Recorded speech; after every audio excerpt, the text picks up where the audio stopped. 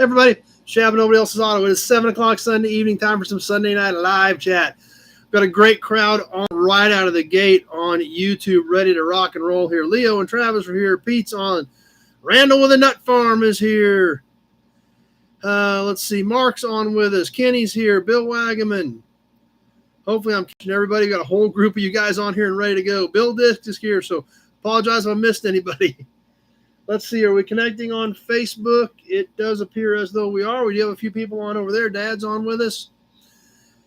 And let's see. Looks like we are boogieing. I think a whole slew of comments here right out of the gate.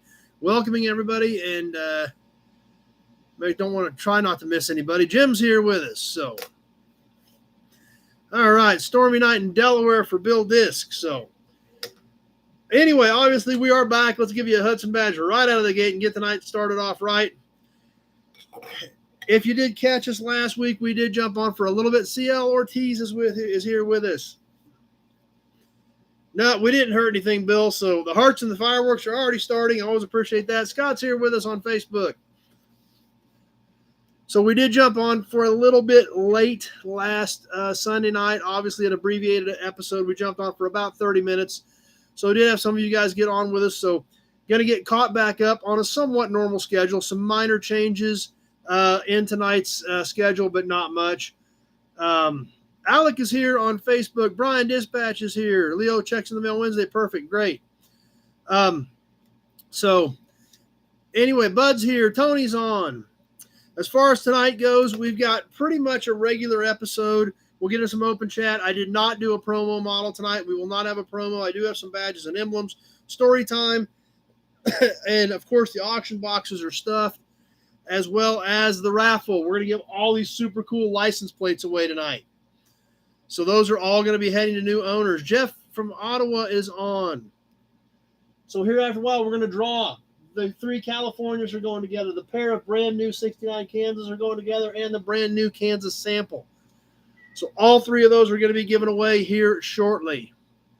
Bill Wagman liked the Australian burnout. Yeah, that was pretty cool. If you guys have not seen the crazy Australians do actually over a quarter-mile burnout with their U-Haul trailer, be sure to check that video out. It's not very long, only 45 seconds, but it was pretty cool. So anyway, before we get into Rocky Mountain Race Week, because that's obviously going to be a lot of what we talk about. Charles is on. Dennis is here. We'll start with the week prior to race week, which we didn't get to talk about last week because that wasn't a bad week either. I had 2 auctions that week. So you know what that means. I found a little bit of everything. I found more license plates. I found cans. I found the little tiny grease caps. So we've got some really cool stuff coming up in tonight's auctions, and not a bunch of it from that stuff. I just had time to get a few pieces ready tonight, but some of that stuff coming up in tonight's auctions. So that was good to hit 2 auctions. Plus, I did get 1 car picked up. We'll go ahead and catch that as well. Before I left, like that Wednesday, I did pick up 1 car that is in for new inventory. We'll be getting you a video on a very unique car. 1963 Dodge convertible. I don't know that I've ever seen one before, but we've got one to share with you. Full-size 63 Dodge convertible will be coming up on a new inventory video because I did manage to pick that up shortly before we took off on Rocky Mountain Race Week. Let's see. Tons of comments here. Chill trailer. Yep, the chill trailer was great. I don't know how long it takes to get here from Australia. I'm sure they just put it in a container and ship it over. So, Tweedly D got his truck. Awesome. Glad your truck made it safely. Johnny Z is here. Big Job made it tonight. David W. is here as well. So, great group on tonight already. Ready to rock and roll tonight. But anyway, we've got so much stuff to talk about that I'm basically just going to push part of it off until next week. We'll go through Rocky Mountain Race Week, and then some of the other stuff I've already made the decision to push off till next week because there's no way we're going to get through it all. But another thing, before we get into Rocky Mountain Race Week, something else that just happened. I got a picture late last night, and I talked to him today. And we've got something real cool coming up. I don't know when we're going to get it done. I don't know if I'm going to have to run down there or if he's going to get me some video of it to put together. Numero uno is here. But Jim Wicks found something super cool this weekend. So stay tuned. We're going to get you something on that. I don't know what yet. He just got it picked up yesterday, I think. So this is cool for Jim Wicks. So that's how cool this thing is.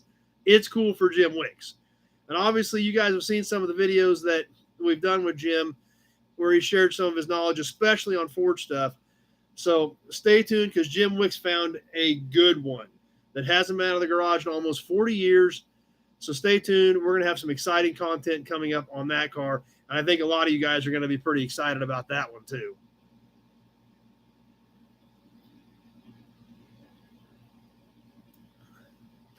So anyway, obviously this week, Rocky Mountain Race Week. We left a week ago yesterday.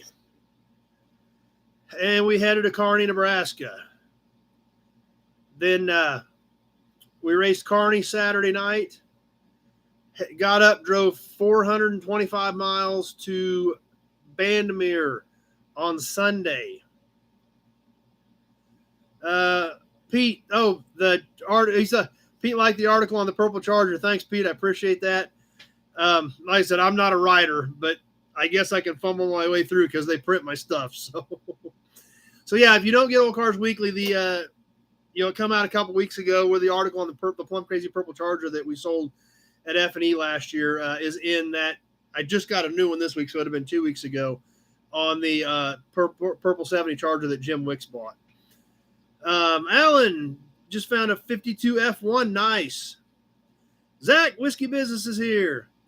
Scott, PSA, is caught in a flash flood Friday night. His car is possibly totaled. We all drive in bad conditions. These things happen. Stay vigilant. That's good. That's a good point, Scott. Always pay attention to that stuff. Because that weather can sure sneak up on you, especially when you don't think the water's that deep. So we drove to Colorado on Sunday, 425 miles. Took pretty much most of the day because, like we talked about before, if you caught that video, definitely not a direct route. Through a lot of small towns, things like that. So there's that video is up. Went to Bandimere on Monday, raced Bandimere. Actually, Monday morning, I did a little bit of running around Denver. I went to a shop called Cars Remember When, which is a shop that I sell quite a bit of parts to. Went and stopped by and saw Scott there. They also have a dealership for collector cars. I did not go by their dealership location, just went to their shop to talk to Scott because that's who I was.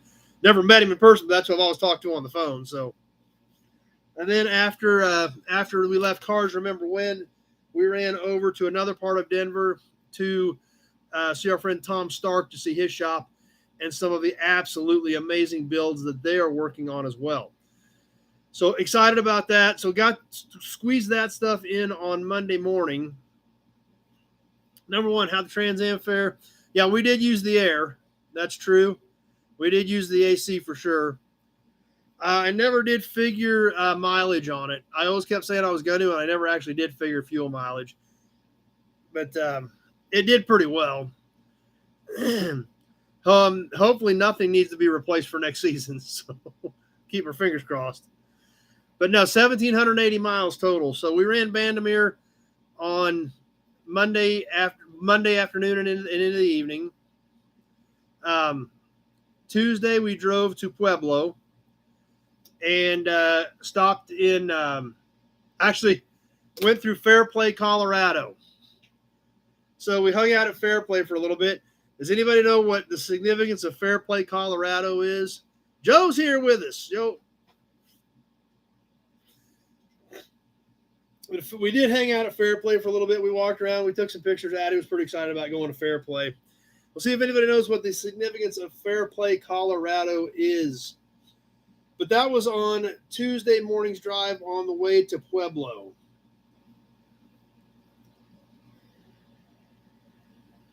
And then we ran Pueblo on Tuesday evening. So apparently nobody really knows what the significance of Fairplay, Colorado is. So no, it's not the place where you can step into 4 or 5 states.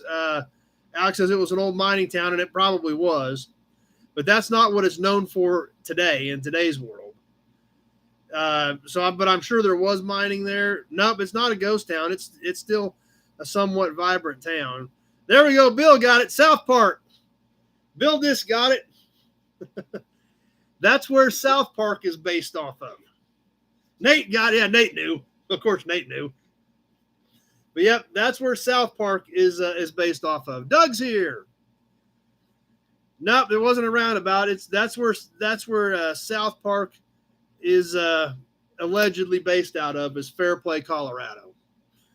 So we took some funny pictures there. They had like a one of those things where you stick your face in, take your picture of Kenny. So I did that and wandering around. There's not much there, but there is a little bit there, and that's what it is. That's what South Park is based off of. So Bill says one of his favorite family shows. Yeah. South Park is I do like South Park. And one thing I like about South Park is they are extremely offensive to everybody. It doesn't matter who you are, white, black, Hispanic, it doesn't matter. They will offend anybody, any reason. And so they're equal opportunity offenders, which to me makes it funny because there really isn't any rules. Because everybody, you can tease anybody for any reason. And if you do it right and do it in good fun, it shouldn't offend anybody. And that's why that's what's thing about South Park. They'll make fun of anybody. So that's why I kind of enjoy it. So, but yeah, that's right, Mark. Race, creed, color. They do not care. And that's what makes it great, because you can't say they're picking on anybody because they pick on everybody. So went to Fairplay Tuesday morning, on to Pueblo, race Pueblo Tuesday night. And then just like Leo mentioned a little bit ago, Wednesday morning, we had a really great drive day. We ran Pueblo Tuesday and Wednesday, and we had a super cool drive day on Wednesday morning. I didn't know this place existed. I hope you guys saw the video. If you have not seen the video, this one is up. You'll definitely want to check it out. We went to a place called Bishop's Castle. It was probably, 25, 30 minutes. Maybe probably 30, 40 minutes from Pueblo. I'm not really sure. Out kind of in the middle of nowhere. And this dude just decided he was going to build a castle. Alex liked it. And it was, it was designed to look like a castle. This dude designed and built it. All kinds of masonry work. He was just making all these big rocks fit together. A lot of extravagant, ornate metal work. A lot of it looked a little sketchy to me. I made it about halfway up. I did not go all the way up into that tower where that peak is. However, Addie did. She went all the way up into that top peak. So Pete said there are some other videos on YouTube about the castle. And thanks, Pete, because I have not looked yet. I haven't even had time to think about looking. But Pete said there's a video about Bishop's Castle that is narrated by the guy's son, and it's very informative. That sounds very interesting because I wanted to learn more about it. Obviously, I haven't even had time to think about it. But that's great to know, Pete, so thanks for throwing that up there for everybody. No, I did not go all the way to the peak. But Addie, there was one point where the metalwork peaked, and Addie went all the way up into that. Not this guy. She did it, not this guy, though. Yeah, and that some of that stuff where I was walking around on the outside edge about halfway up, it's like it was all expanded metal, and it felt solid, but when you look down, there was like no supports out in the middle of that expanded metal. So Dean's with us on Facebook. He said he's having trouble with his YouTube feed. So hopefully most of you guys are doing okay on YouTube. X-Ray Dean had to jump over to Facebook since he's having problems with YouTube. Alex was built by one man at first, and the Boy Scouts helped. Then it became a thing, and lots of folks jumped in. So it started by him, and then the project grew. So sounds interesting. Something I definitely wanted to look up and do a little bit more studying on, because it was a cool place. And not only was it a cool place to visit, it was a nice drive. Got right kind of into the edge of the mountains. Some nice twisty roads, not real nasty mountain roads, but just nice, comfortable roads to drive. Beautiful scenery. It was a nice deal. Tony agreed. It did look a little sketchy, yeah. And some of that stuff to me seemed a little sketchy. Some of the 1320 guys, they went all the way to the top too. It was like, not this guy. So, but it was awesome. Everybody liked it. Everybody enjoyed that day. Wait a minute. Everybody except Nikki. Nikki did not enjoy that drive. If you guys caught the video with Nikki that we did from Pueblo, Big Al's wife, like I said, it was a nice, kind of a nice calm mountain drive, some nice turns and twists, but not real sharp or nasty downhill, uphill drives. But Nikki may or may not have drank a like fishbowl margarita the night before they went on those twisty, turny roads to get to Bishop's Castle. So everybody enjoyed it except Nikki. And Alan may have driven a little faster than he probably should have through some of those twists and turns. But so everybody enjoyed it except Nikki. It was a little rough on Nikki. But it was super cool. That's right. We all laughed at her too, Dean, because that's what friends are for, right? I mean, so yeah, she's like, it was only one margarita. It was just like, it happened to be like a 1 gallon in one jar and one glass, but it was only one margarita. Bill, oh, okay. So Bishop's Castle was super cool. I'm really excited they sent us that way, because it was well worth it. It was a nice run. 100-mile run. When we got to Colorado City, there were some cool places to eat. So we stopped there for lunch and headed back. They kind of took us down through part of downtown Pueblo, back out to the track. And then we ran there Wednesday night. Live yard walk on the 4th of July. That's up to you guys. I'll be working. We can do it. Who's up for a live yard walk on 4th of July? What's your schedules look like? If you guys have time to do it, we can do it. But that's a good idea, Bill. Let's see what everybody thinks. Brian says, hit the like button. Mark's in. Pete's in. I'm making hash marks of everybody that's in. Bill's in. Taking a count. Make sure we got you guys want to do it. So then we ran Pueblo on. Alex is ready. Of course, Alex has been here enough. Alex probably knows where everything's at. Dean's in for it. I'm making hash marks on my paper to make sure we're going to have enough of you guys are going to be available. I don't like doing those when everybody's tied up and busy and can't do it.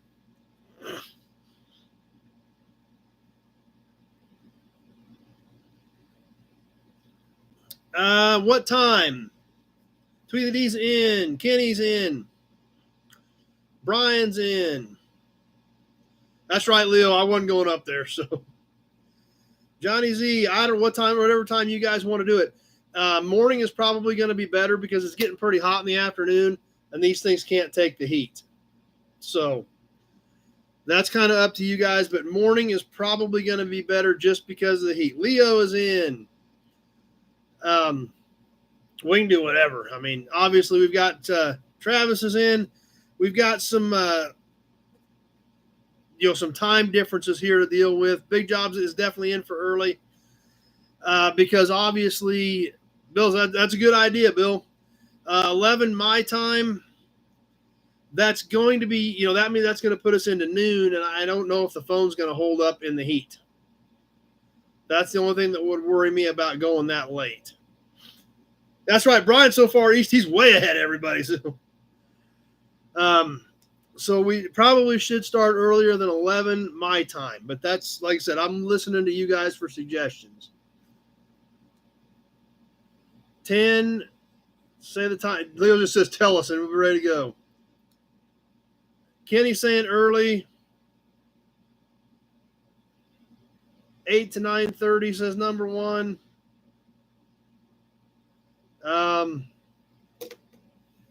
Tweety D says 7, which I can do 7, but that would be 5 in California. So,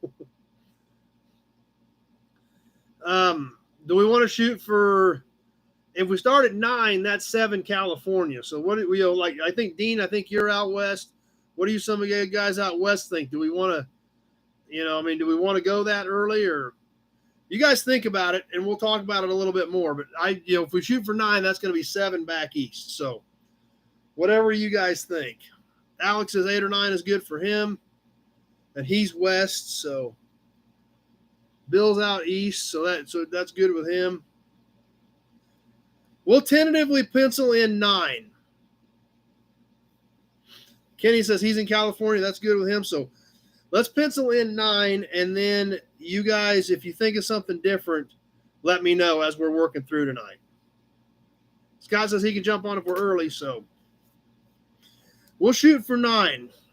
So if we're going to do this, let your friends know that we're going to do it. And then when we do it, when we get ready to go, especially if we're going to shoot, it'd be 9 Central. Good point, Big Job. 9 o'clock my time, 9 Central. 7 California, 8 Mountain, 10 Eastern, and 11 for Brian, who's so far east he's about to fall off the continent. So well, I think we'll shoot for that. 9 Central seems to be a pretty good round number to work with. So we'll shoot for that.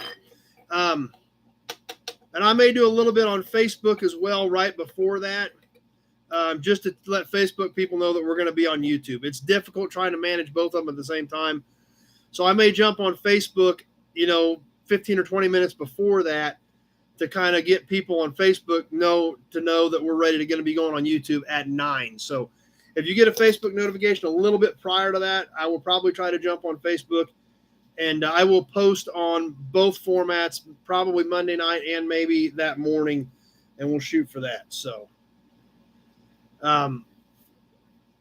we'll see what happens with that, and tentatively we'll pencil that in unless something else changes. So, but anyway, after we ran Pueblo Wednesday night, Thursday was a drive day back to Pueblo back to Kearney from Pueblo, excuse me.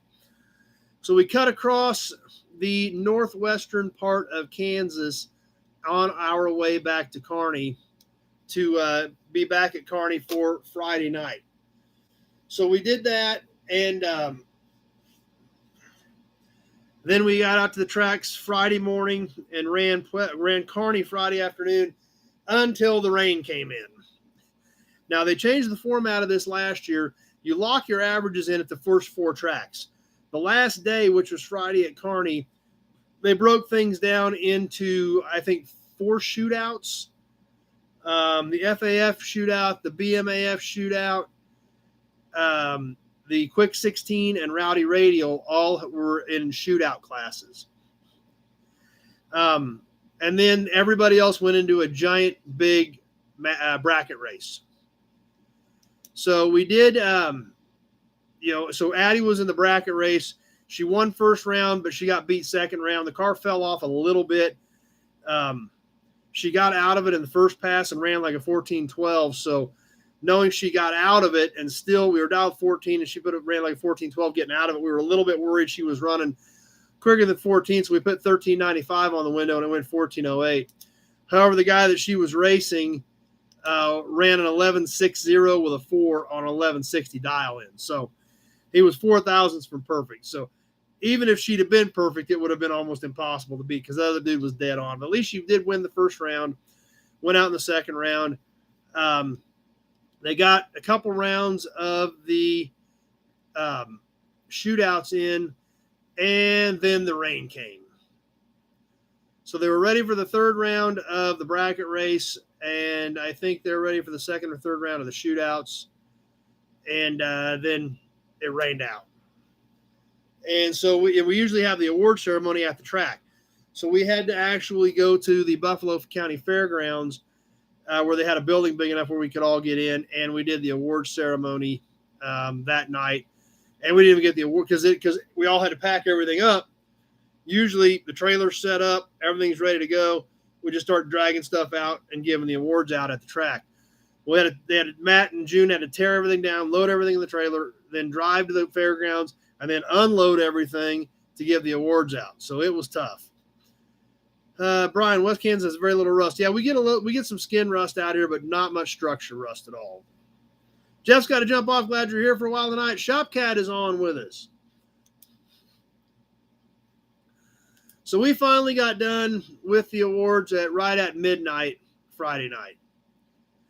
But as always, we made new friends. We got to see a lot of old friends, and it was a pretty amazing deal, as always. Like I said, one thing about Rocky Mountain Race Week, like I tell you guys every year, and I hope you can tell from the coverage, and it's not just me. There's a lot of people out there putting a lot of great content out there. And, of course, 1320, is the best. I mean, they are the professionals. They put out the best stuff.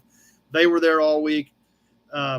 So, met a lot of new people, saw a lot of old friends, had a lot of fun. And one thing about it, and like I tell you this every year, guys, you don't see the attitudes, you don't see the egos that you see at a lot of these other events. Yeah, there were some guys that we pitted next to in Pueblo from Houston, and that's exactly what they said. Their first time up, it's like, man, everybody's just cool, everybody gets along, not a big deal, and that's what makes it so special. A lot of carnage this week. Nate's buddy Brian with the Gentleman Gym window to block at Pueblo. Literally window to block at Pueblo. I don't remember if I've even got that video up yet. I think that one's done, but I don't know that it's up yet. But we'll be getting that video up as well because he windowed that Gentleman Gym block. It was bad. And they swapped it.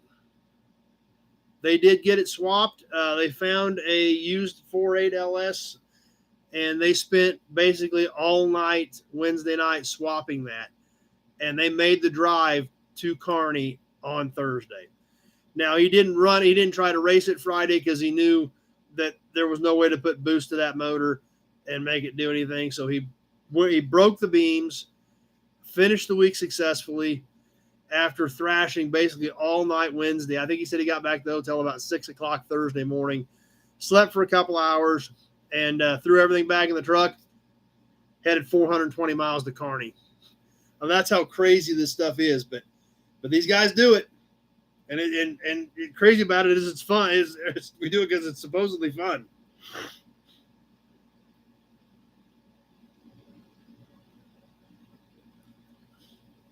So had a great time. Addie and I had fun. The car ran well. I think she ended up fourth in 14.0 out of 42 cars. So pretty good showing. She did really well. I was proud of her. That's a badge. And we had a lot of fun. That's right, Alex. That is a trooper. I mean, they thrashed on that thing all night. Now I'm sure you guys saw it in some of the videos. Obviously, the portable lift guy was there. Massive help to everybody, as well as Juggernaut. Juggernaut Welding, Michael with Juggernaut Welding. I mean, that dude has a service truck that can do about anything. Big hoist, all kinds of equipment. And, man, that dude is there all night, some of these nights, helping everybody just because he wants to be part of it. Just sharing his talent, sharing his equipment. So, Michael with Juggernaut Welding, that dude did an amazing job. He also did the trophies, which were just out of the park. He knocked the trophies out of the park this year. So Juggernaut Welding has been an amazing addition to Rocky Mountain Race Week the last couple of years. He does have a Facebook page. I don't know if he's got a YouTube channel or not, but you'll definitely want to check Michael out. One talented dude. And, out there helping people from just if people want to throw something his way for helping him, that's fine, but he's not there to get paid to do it. He's there because he loves it. He had his kids with him all week. Pretty cool deal. Nate says they are already rebuilding for next year. So yeah, it's a special deal. Rico and Jess rode week with us a couple of years ago. So, you don't even necessarily have to race. You can do road week, hang out. And like Adam and I talked about on the live feed, if you're road week and you can hang out and drink beer all day, do whatever you want, you don't have any commitments, you just hang out, watch racing, and hang out with your friends. Not too bad of a deal. So something to think about for next year, or even if you want to squeeze 2.0 in this year. And Nate has obviously been there for the last several years with us. Nate can testify that, how special this deal is. Nate keeps coming back. Every year, and those guys are awesome to hang out with. And it's one of those deals, until you go, it's hard to actually comprehend. Even if you just go for 1 or 2 days, just go catch a couple of the tracks. If it's anywhere near you, it is a pretty special deal. This is not some big corporation. This is not some big, huge publication or anything like that, where everybody's, looking at a money grab or wanting this is, seeing how this is all going to pencil out. This is done by Matt Frost and June Allison because they are car people, they are racers, and that's why they do it. They do it for the car people, they do it for the racers because that's who they are. So it's pretty cool. That's right, Leo. It is way better than using jumper cables to weld when you got a dude like Michael with Juggernaut on site, ready to help people. Pretty amazing deal. And he's just a good dude. But that's the thing about race week. If that doesn't tell you how special this deal is, this dude takes a week off from his shop and his services to hang out with race week and just help people because he wants to be there. That's how special this thing is. He just wants to be there. He wants to be part of it. And his services and his talent are amazing. Same thing with the portable lift dude. It just, he just wants to be there and help out. I don't know what they're going to do next year, Mark, as far as tracks. Not sure on that. Obviously, it's still going to be there for 2.0, so they're going to squeeze that in. I've not talked to Matt. Matt's probably not in a position to talk right now. His brain's still probably mush after the last week. It's going to take Matt a couple days probably to level back off. Nate, definitely worth the trip the first year. It didn't make the whole trip. Was kind of disappointed, but already ready to go back next year. That's right. And just like Nate said, kind of gluttons for punishment. It's kind of about what it boils down to. But it is a good time. It is a cool deal, and we all have a great time doing it. Road Week winners. Obviously, I do sponsor the Road Week, both Nobody Else's Auto and the Nobody Show channel. We sponsor the Road Week. We buy the trophies. I helped June with some of that. And then I gave those awards away. I did the announcements at the awards ceremony for that. If you guys were on the live stream, you saw that. Winners for Spirit of Road Week. We had, and these were nominated by racers. We had one dude who got it because he was just always there. Anytime somebody had trouble, and whoever nominated had a list of people he jumped in to help. And on top of dealing with his own stuff. Another Spirit winner was a recently retired sergeant from the Air Force who had thrashed to do an engine swap on a little Datsun pickup, like an old school Datsun pickup, just so he could roll Road Week with us. He was one. He'd been career military, just finally got retired, wanted to Road Week so bad he thrashed and made it and hung out with us on Road Week, so that was cool. And then, of course, as I'm sure most of you guys know, the Spirit of Road Week winners, the Chill Trailer. We did do a video with the Chill Trailer dudes. I'm sure it was tough to hear because there was so much noise going on, but those guys are a riot. Last year, Candyman van. This year, the Chill Trailer. They had like 5,000 Otter Pops they gave away. I did partake in a few of those, by the way. And just great dudes who are just there to have fun. They've got some buddies that race, and they just want to hang out and have a blast. And they had squirt guns. Mark watched the video because they saw the squirt gun fights those dudes were having with people. They had a golf cart with big speakers on it. I don't remember if I got the clip up where they were driving up in front of the crowd, throwing out Otter Pops. I mean, that's right, Alex. Those dudes were just chilling. That's exactly what they were doing. Those guys are a riot. I mean, and there again, they have nothing to gain from this other than the new trophy, because they got the one last year for Candyman van. But they obviously spent way more than what they're going to win by doing it. But they have so much fun doing it. They love the Road Week and the Race Week family. They just want to come back for more. And that's the crazy part about it. This is all for bragging rights. It's not financially wise, but it's such a special thing that all these guys want to be part of it. That's right, Mark. They had very stylish outfits. There is no doubt about that. That's right, Johnny Z. I'm going to need a Super Soaker next time. But there again, great dudes. And that's literally just want to hang out and have fun. That was their entire sole purpose for being there, is hang out, watch the races, watch their buddies run, hang out with everybody, and just have fun. And you look at all this stuff, and you look at like Juggernaut and Portable Lift Guy and all these people, Bell Hamlin Ford. There was a CSSR Racing or some other performance shop there supporting the racers. The whole thing was just a pretty amazing deal. And that's the thing with these guys with the Chill Trailer. They just want to have a good time. So they got a trailer with some air conditioners and 5,000 Otter Pops, and those dudes had a riot. Everybody's still mad at them for last year, though, because everybody is still hooked on Gummy Nerds. Everybody's still addicted to Gummy Nerds. So that was the only bad thing I heard about those two dudes all week, is everybody's still addicted to Gummy Nerds from last year. So And that's right, Mark. There's a ton of great people that help with this deal. All the tracks were great. Bandimere has a full professional crew. But like Kearney and Pueblo, a lot of those guys are just out there helping out. They're smaller tracks, but they just killed it. They did a great job for everybody. And like I said, the whole week, the only thing that could have been any better had we placed and gotten one of those awesome juggernaut welding trophies that Michael knocked out.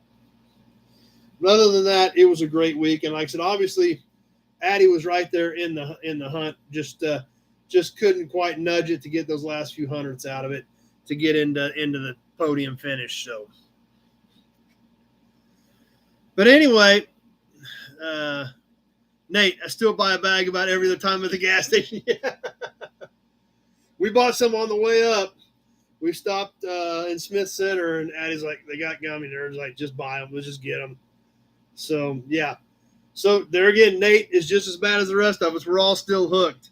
So, that was the only thing that anybody was mad at those guys about, was for getting everybody addicted to gummy nerds last year.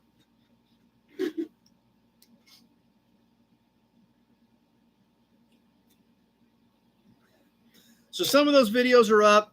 I've got, that's right, Mark, Close but No Cigars right there, right in there swinging.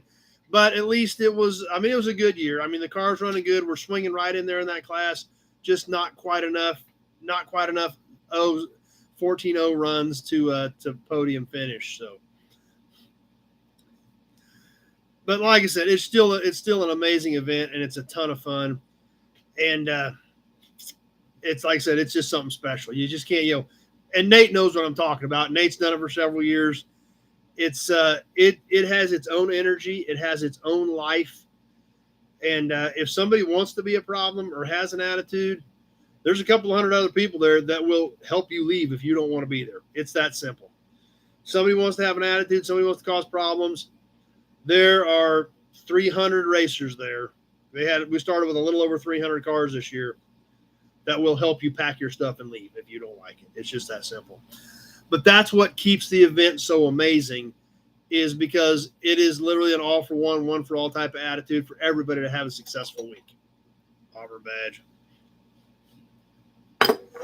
So we finally wrapped up Friday night, and obviously the spirit of Road Week went to the Chill trailer. As far as top hot rod, we do two classes in Road Week. We do the Spirit, obviously. We also do hot rod for any cool car. Anybody that's rolling in a cool car, having fun. Winners this year in hot rod were a super cool, like totally chopped Model A two-door sedan with a blown LS in it. Really good looking car. Not sure how the dude could see out of it because that thing was like chopped. But cool looking car. Humrod, a winner once again. Humrod was took a place last year. Humrod was a second place winner this year. Obviously, Humrod, crazy popular. That's right, Brian. Everybody will help you leave. It's not a problem. If you want to be a problem and you don't want to be there, there's 300 other people that will help you leave. So, Humrod was second. I think I'm second or third. That's what the Model A and Humrod. And then the winner of Hot Rod, which had a slug of votes, was probably the tiniest car that has ever won it. This dude had a really, really slick little mini. I think it was a mini, like an old school Mini Cooper. As well as you rub it on the floor in the pits, and it would zoom around for you. It had to have been the tiniest car that ever won it. But it was a neat little car. But everybody just ate that thing up. It had like twice as many votes as anything else did. So probably because it was just, a lot of it was just you could actually like hide it behind one of the trailers that those guys were pulling. It was so tiny. So those were our winners at Hot Rod. Of course, Humrod is a super cool deal and always popular. In fact, he posted a picture on the RMRW's Facebook page about with his trophy from last year and this year. And once again, our good friend Tom Bohr, TV Signs and Designs, that has done some stuff for us in the past, like these Nobody Show clear acrylic pieces, as well as the coasters that we had a run made of that some of you guys ordered, which they're all sold out, but we had him do a batch of these. Tom also does our Road Week trophies. So good dude, local guy, helps us out a lot. So huge shout out to Tom on that. So everybody, and they light up, the Road Week trophies lit up. So pretty cool deal. So Tom does a lot of this stuff for us. And he also does those Road Week awards, which is awesome. So he's very fair with us on those as well. Mark says Bankshift did good coverage. Yep, our good friend Chad Reynolds with Bankshift.com did all the live feed on Rocky Mountain Race Week. And he had a buddy, Neil, was helping him out. They stopped by here Friday night on the way up. A little over a week ago, Chad and Neil stopped here on their way up to look at a Suburban that I've got that Chad is madly in love with. So Chad Reynolds with Bankshift he thought he would get back up here hopefully in about a month, he was thinking, to get that Suburban. So once we're going to start doing a lot of cool stuff, a lot more cool stuff with Chad and with the Bankshift channel. Chad's a super good dude, known him for a long time, great guy. So can't wait to do some more cool stuff with him as well.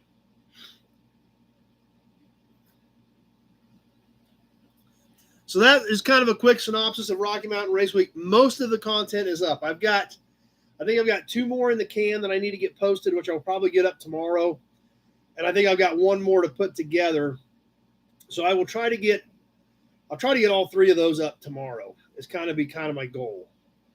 So you guys can check those out as well. But like I said, it was a great time. It always is. It's a ton of fun and absolutely well worth the effort. Now, after we left yesterday, we didn't get home till almost 8:30 last night, which is another reason why I was not as well prepared for tonight as I should have been, because I didn't plan on getting home that late yesterday. That's a badge. But what we're going to, and I'm going to give you a quick rundown on this. We'll get into it more next week. Yes, it's that two-tone. I think it's dark blue and gray. Two-tone Suburban that there was a diesel that Chad is madly in love with. So you're going to be seeing some cool stuff coming on that, hopefully, as well. So we left Kearney about 9. No, Alec, Addie and I rode together. She raced the white Trans Am. We rode together the whole week. We hung out the whole week. So her and I did the whole deal, and we just took the 1 car.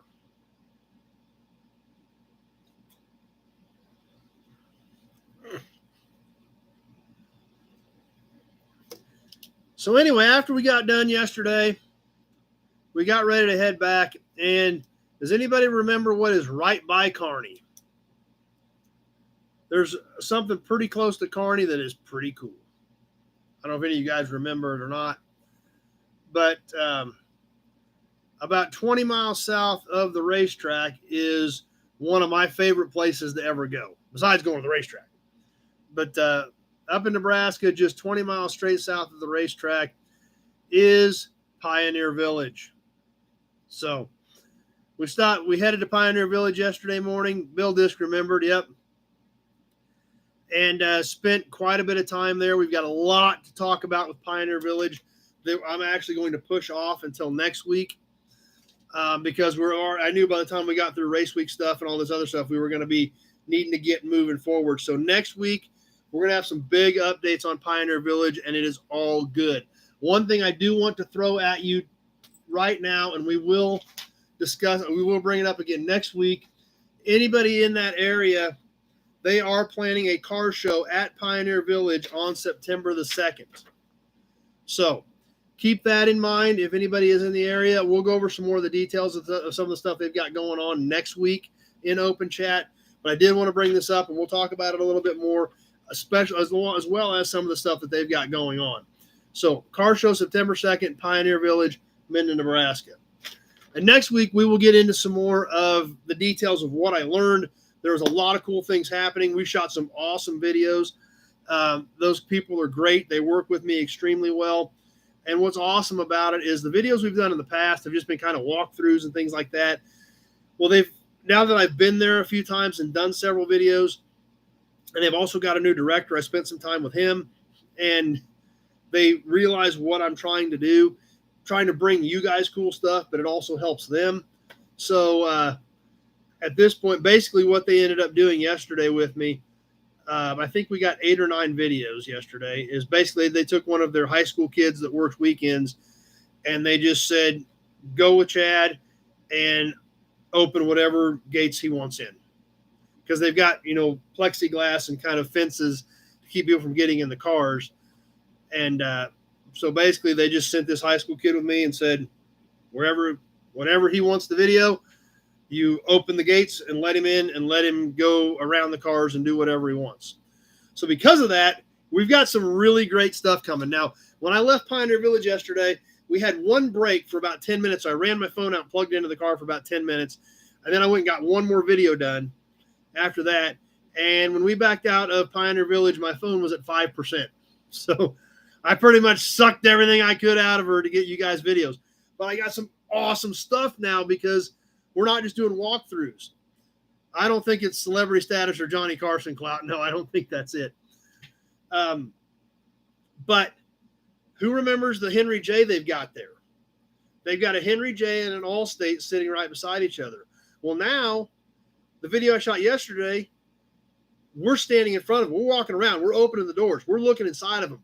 We're comparing the two, not from over the little fence, but we're walking around them and we're checking them out. Anybody remember the 36 Packard 12-cylinder coupe? This video coming up, we're showing under the hood. We opened the door, the suicide coupe door. We're looking inside. We're looking around the back of it. Best we could. It was in there pretty tight. So that one's coming up. There was a 24 Cadillac that somebody converted into a pickup probably during the Depression. Did a video on that. 36 Pierce Arrow, which you can see the front of it. Great. You can walk right over to the front of it. You can't see the back of it. You can't see in it. We get to now. 29 Rolls Royce, Meteor. Man, we got some cool stuff coming. And because I've got a good working relationship with them now, and they say, you come back, you do whatever you want. So this is cool that we're getting a good working relationship with those guys. And it's letting me share some more of this stuff with you than what we've done in the past. Now, the main building, they've worked with me real well in there before. When we did the video on the Cords and we did the video on the old Cadillac and the Ford that were both designed by Henry Ford, because that's the front building where Monica's always at. But now they're like, let's just do whatever. You come up with ideas and then let's do them. Oh, and some of the coolest things I've ever seen that I remember these pieces as I was there as a little kid and they're not even cars, but they're very, very, very directly tied to cars. So that video is coming up too. And we actually sit and looked around these pieces, not just what you can see over the thing from about 4 feet away. So lots of cool stuff coming from Pioneer Village. And lots of updates. But obviously that's going to be another 10 or 15 minutes. So we're going to move forward. Next week, we're going to get into some of the things that are happening at Pioneer Village, and they are good, positive things. So excited about that. Let's keep moving. Just so much to talk about tonight. We're going to push that off to next week.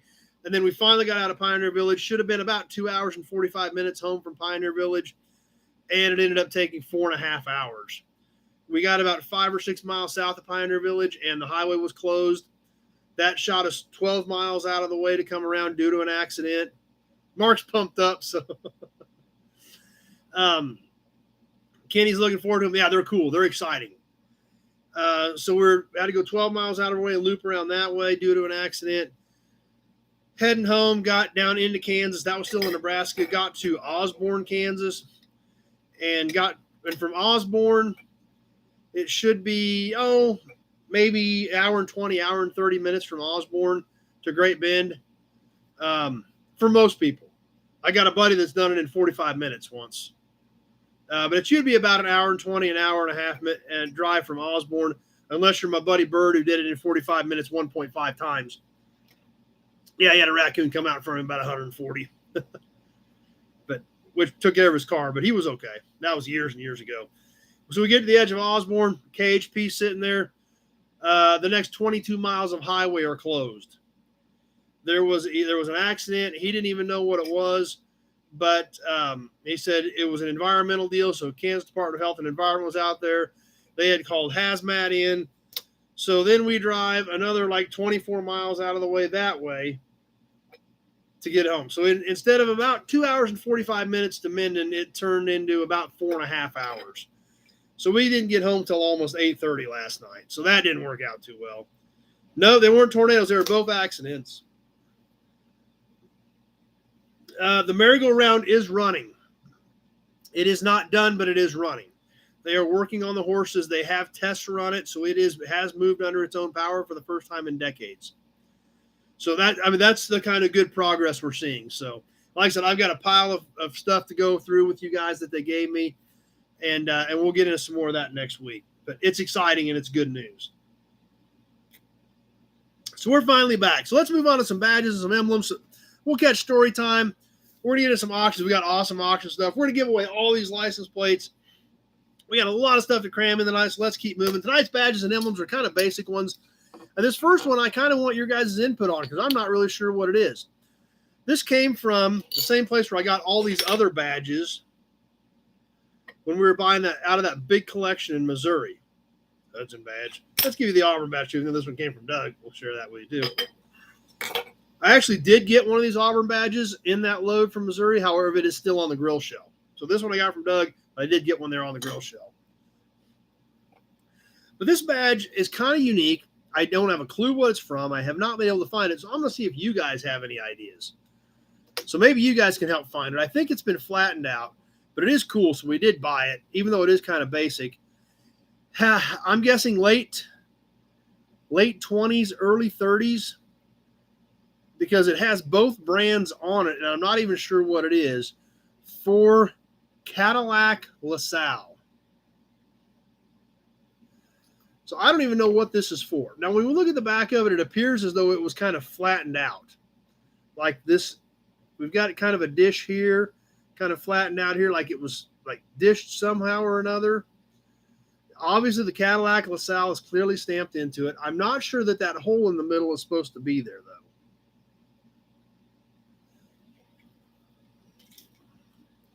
It's 2 1/8 in diameter, 2 1/8 inches in diameter, and I really don't know what it's for. It just says Cadillac LaSalle on it. It was pretty cool, and obviously it's early, so we went ahead and picked it up. And as Mark says, it's neat. It is neat. It is cool, but I haven't been able to positively identify it. I'm going to guess it's late 20s, early 30s. I mean, they did make LaSalle up into the late 30s. It could go that late, but like I said, it appears as though it was flattened out.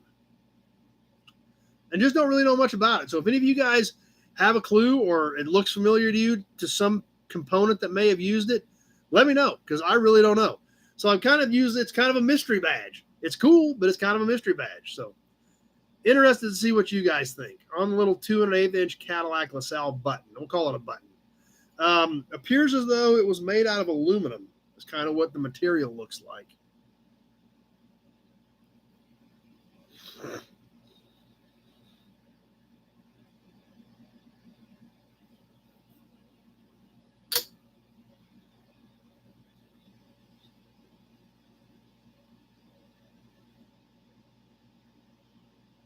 So if you guys are liking it, I'm glad you guys think it's cool because it is a little different.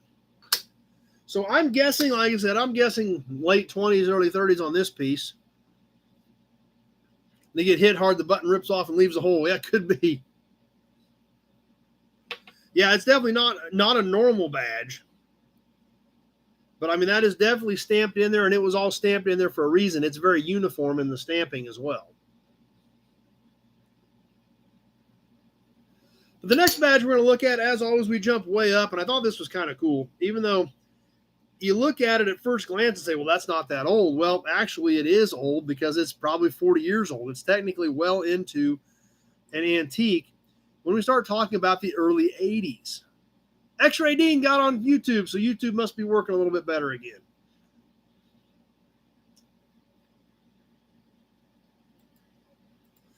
But this badge here, it is new old stock. It is for a company that no longer exists, even though they were here in the 80s, on Oldsmobile. This, I believe, was like a center cap, like a center part of a wire hubcap. Obviously, beautiful condition, nice deep colors, but it is new old stock. We can see it's never been screwed on the back.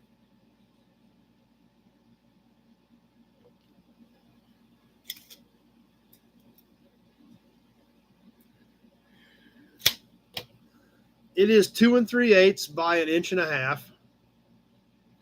So it's kind of a cool piece. And you think about it, say, that ain't that old. Well, actually, it is old.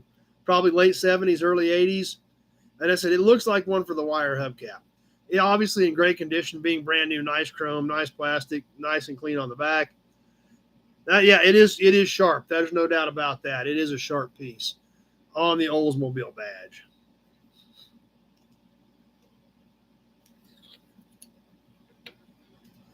So there we have it, the mystery Cadillac LaSalle and the early 80s era Oldsmobile wire cap center badge.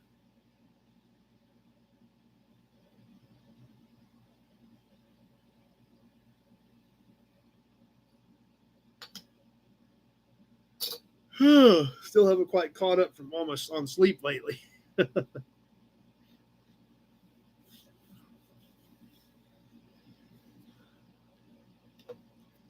Promo model we're going to skip tonight. That's the one thing I did not get ready.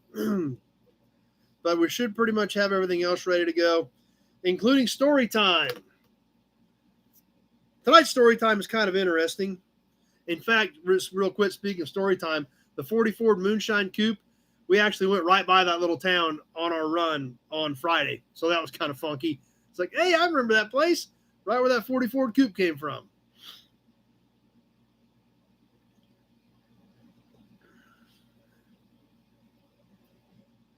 That's right, Big Job. It is. Kids today have never seen an Oldsmobile. That's true. Don't remember them. It's crazy to think this happened, and I think we got this car probably, this was probably back in the mid-90s. Based on the picture, I think we found this back in the mid-90s. And it's really crazy to think about that this actually did happen to these cars. That these cars back in the day were junk. They were scrap iron. Nobody cared.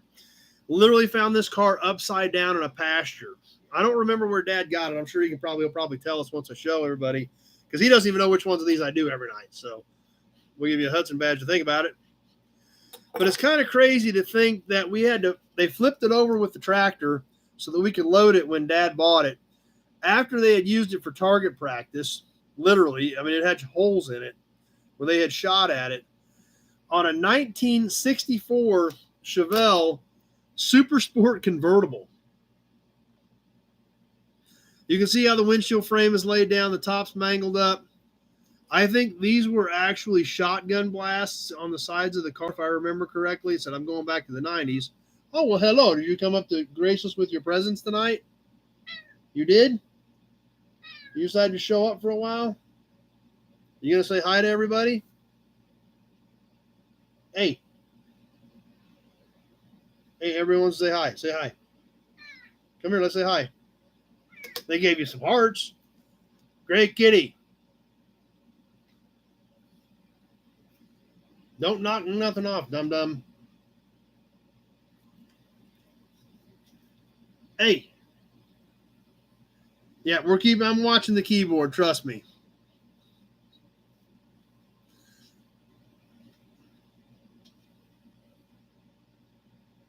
Dad said he paid $35 for it. Yep, so you give $35 for this car. They had to flip it over. I remember it was upside down. There was a two-door hardtop there that we didn't get because it was even worse. But he gave $35 for it for a 64 Chevelle Super Sport convertible. Like I said, this was probably back in the mid-90s. But that wasn't actually an SS convertible, and that's how we found it. Hey, what are you doing? What are you doing, huh? What are you doing?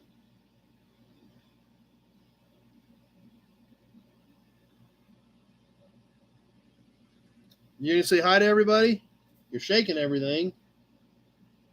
Say hi over here. Hey, say hi. Over here. Hey, over here. Say hi. Say hi to everybody. Say hi. Right there. Say hi. You don't care. I don't think it had a motor in it. I don't think there was an engine left in it. Dad said the floors were perfect in it. The whole bottom side of the car was perfect because it had never sat there and held moisture in the carpet or anything. He said the bottom of the car was just perfect. So there again, one of those odd ones that, found years ago. Still had a few pictures of it. So I hope you guys enjoy that. But that's why we're doing story time, to check out some of this cool stuff. Even now, several decades later. Yeah, that's right, Alex. Just keep store everything upside down. The 1964 Chevelle Super Sport convertible found upside down in a pasture for $35.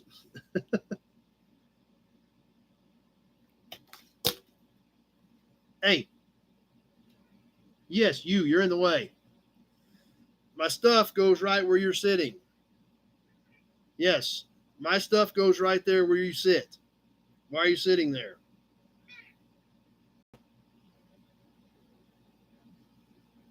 Yeah, say hi to everybody. Now you're standing on the stuff I need to move.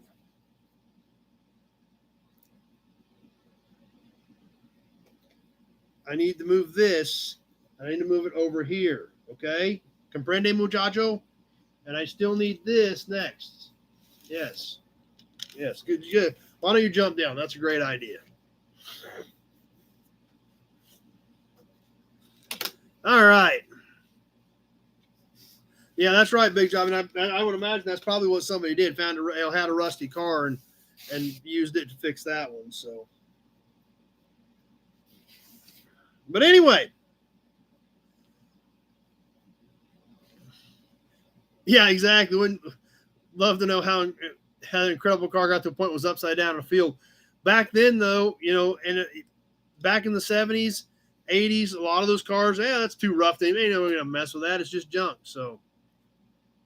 That's right. Bill, this is your bad kitty. Bad kitty. Addie's actually got an Eric Cartman hat, and I wish I had it. I wish I had an Eric Cartman hat right now so I could say that to the kitty.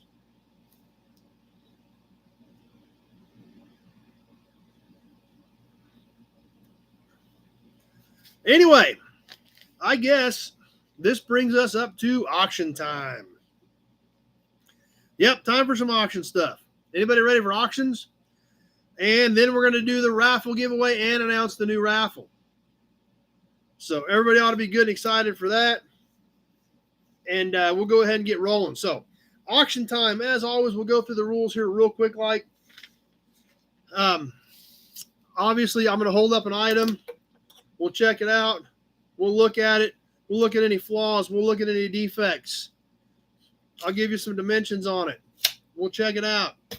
As we're doing that, feel free to throw up a bid, even if it's just $5 or whatever, so that I know we've got some interest in that particular piece. After we get done with the description, I will hit start on my phone on the timer. We will go 2 minutes. I will tell you when 1 minute has passed, and I will tell you when 1 minute and 30 seconds has passed. When I tell you 1 minute 30 has passed, it is time to be thinking about your maximum bids, because everybody has a delay, and I don't know what your delay is, and it's going to take a few items for everybody to figure that out. So we'll start with a few cheaper items as well. When you see when I tell you 1 minute 30 has passed, it's time to be thinking about those max bids. Now, after the first few items, a lot of guys get pretty good. They figure out where things are at, and there's some people that will snipe this stuff. So please bear that in mind. Just because you think you've got it covered, you never know. If you don't go in heavy, if it's something you want, there's a good chance somebody could snipe you. So I'll be watching this right here. I'll tell you when we hit the minute. I'll tell you when we hit the minute 30.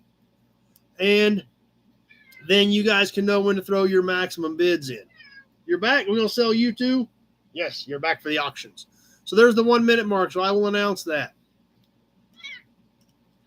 And that's right. Like Mark says, full dollar increments. I don't care if you only bid $1 extra, but make it a full dollar increment. I have a book that states LaSalle and Pontiac worked together to introduce a new steering column in 37. Couldn't find anything on Caddy yet. Okay, Kenny's on it. We'll see what Kenny comes up with. Drum roll over the auctions. Testing 1, 2, 3. Tony's here with us. Everybody's loading, getting ready for the auctions for the snipe shots. PayPal, friends and family, check, money order, Western Union, any of those work for me. Just make sure PayPal is friends and family. I think, we don't have any big items tonight, so shipping will be included on everything that we do tonight.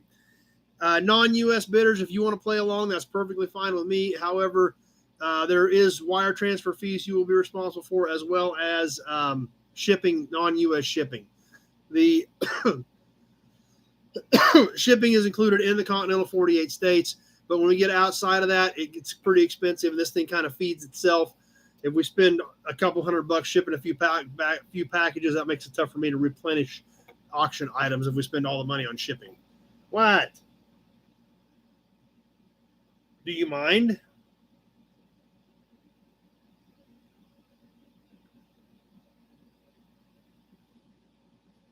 All right. Zach is ready to rock and roll. He's locked and loaded. You were just going to sell you. If you don't want to move, we'll sell you. But we'll start off with a few more cheaper items.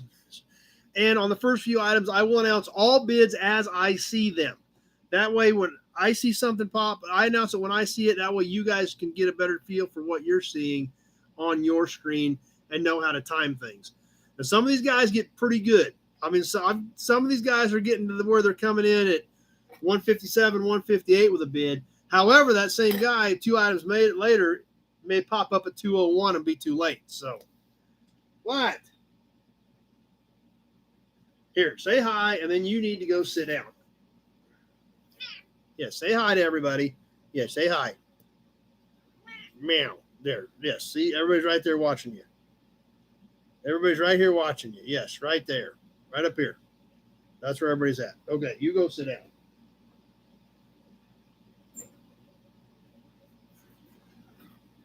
So, are we ready to rock and roll? Everybody hit refresh so that you guys are completely up to time and ready to go with the auctions. Then after we get down to the auctions, we are going to go ahead and do the raffle, squeeze in the new raffle. Then we've got a mini mag yet for tonight as well. So we'll start off with kind of a rougher license plate, but a really cool license plate. I think you guys are going to dig it, even though it's a little bit rougher. Fresh farm find from the auctions a couple weeks ago on this Colorado plate. This has a great look to it. I actually thought when I cleaned this thing up, I was like, man, that actually just has a killer look to it. What?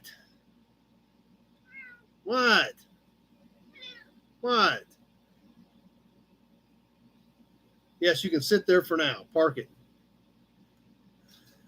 So we'll start off with this one. I'll show it to you. We'll share it, throw a bid out if you're interested in it. Let's go ahead and get things rolling on tonight's auction pieces, starting off with, yeah, she missed me. Chris is in at 10. He hasn't even seen it yet. Trust me, Chris, it is well worth 10. Yeah, I haven't heard anything out of Norma lately either, so this thing has just a killer look, even though it's kind of rough. Check this thing out. 1939 Colorado. Now, most of the background color is gone, but a lot of the yellow is still popping at you. The 19, the 39 over here, Colorado. We see the 45-203. Now, these are rust holes right here. Alex at 30, Brian at 11. Back of it, still pretty much intact. It is bent up a little bit, but man, just a cool look on this 1939 Colorado plate. So, I got Alex at 30 as my high bidder. We are on the timer. We are ready to go. Let's rock and roll on the auctions. Starting off with the 1939 Colorado plate. Alex at 30.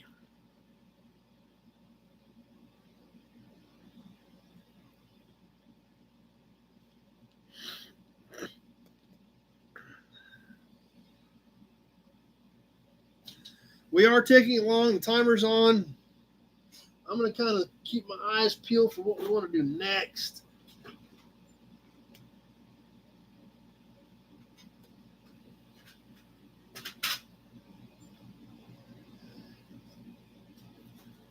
Alex may have scared everybody off. We'll see what happens.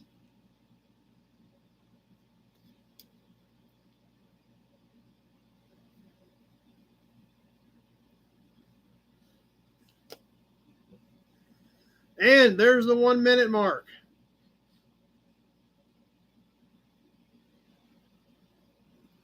Alex at 30.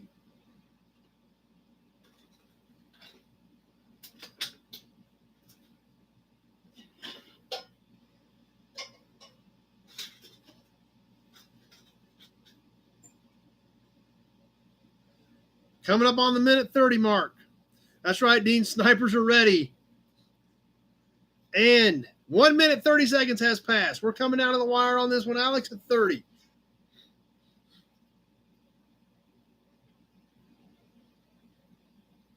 $20 seconds left.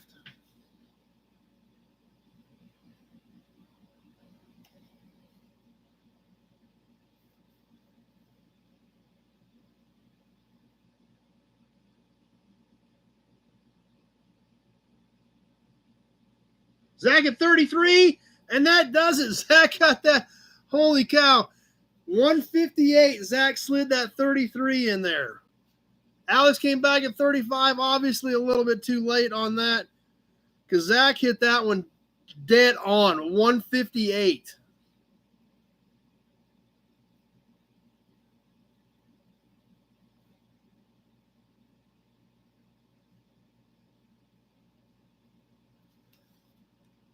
Ooh, man, that was tight.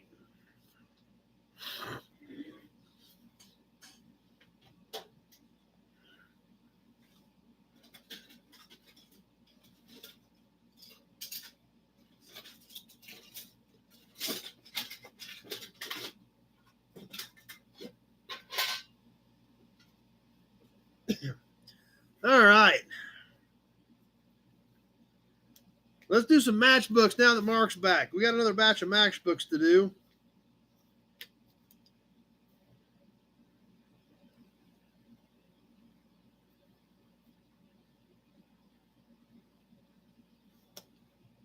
Starting off with International Freezers.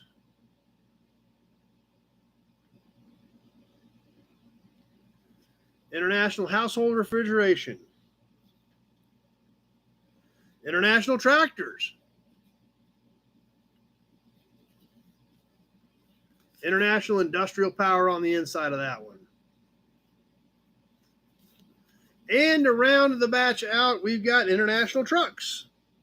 50 to 52 L series. So an entire batch of, and in the inside of the truck one, it does have more details about the trucks. So an interesting collection of international matchbooks, freezers, tractors, and trucks. Mark at 10 is starting us off. Travis at 15. We are on the timer on this one, ready to roll. Dean at 13.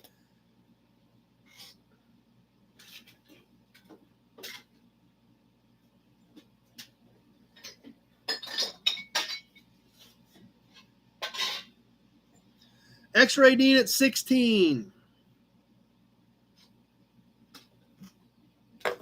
Cat, you're making it really difficult to stack stuff up here. Travis at 20.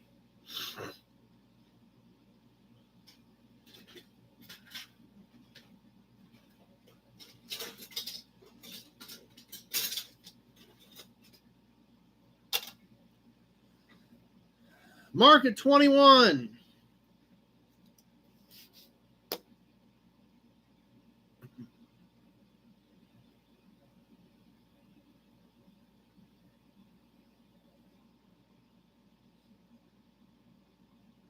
And there's the 1 minute mark. Travis at 24.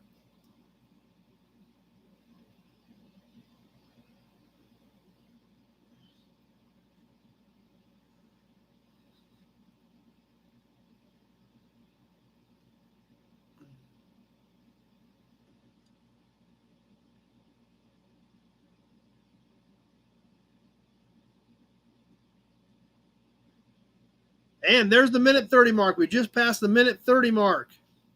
Travis at 24.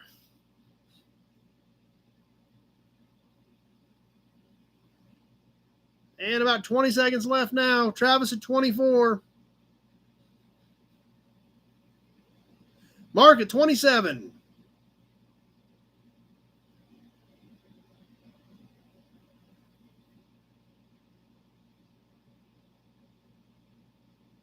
And that does it. Mark at 27.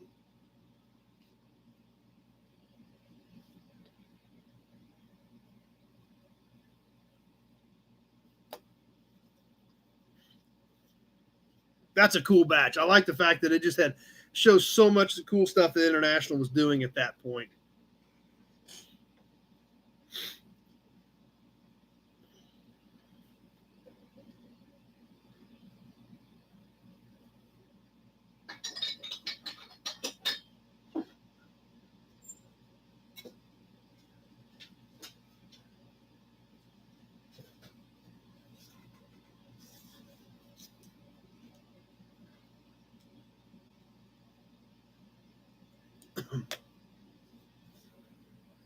Okay, what else do we want to do? We haven't done any literature in a while. We're going to do a couple pieces of literature, 2 pieces going together, and these are great pieces for our Ford fans. Awesome color, showroom brochures. These things look great. So if anybody is a 1966 Ford fan, you're going to love these. The 1966 full color Ford sales brochure. 23 pages. Full color for the 1966 Fords. I'll try to show you most of this real quick. I'll check that picture out.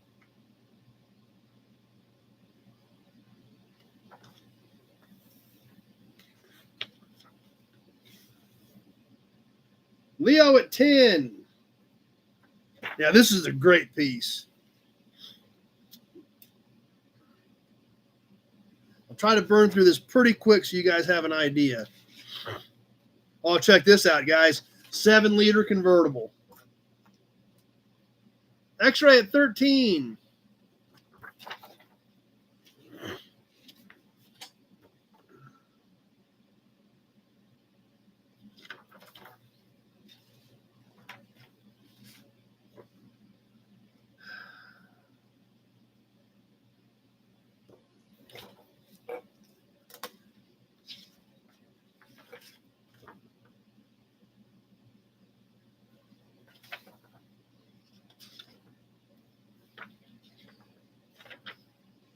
One more. We'll catch one more because this thing is cool. The Country Squire. We didn't catch all the pages. We got most of them. Reason being, more fireworks and hearts. Love that, guys. Not only are you going to get this one, you're going to get the 1966 Ford performance brochure as well.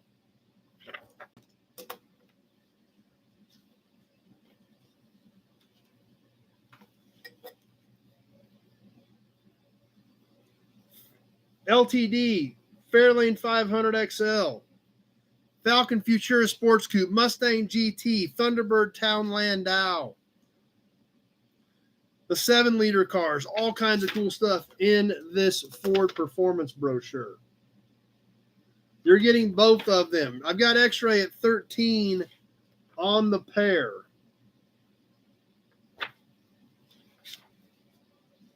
Oh, check this out. Check out the Fairlanes. Mark at 16.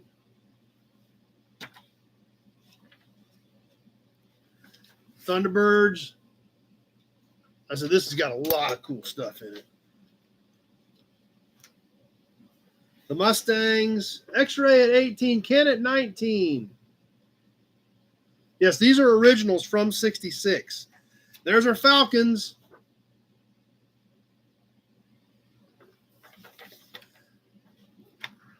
Travis at 20. And, of course, the wagons. Yes, the wagons. On the back, engine charts, powertrain teams. But when we look inside of this, you see the staples in the middle. They've got a little bit of rust on them. These are originals from 1966. They've just been well preserved, and they are in great shape. I've got Travis at 20. We are live on the timer. You're going to get both of them. Let's see, powertrain teams.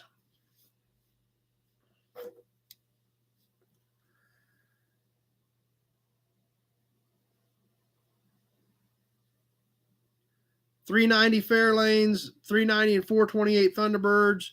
All the Mustangs were 289s and 66 on here. 49 total performance models for 1966. So you're getting both of them. One-shot deal. Travis at 20.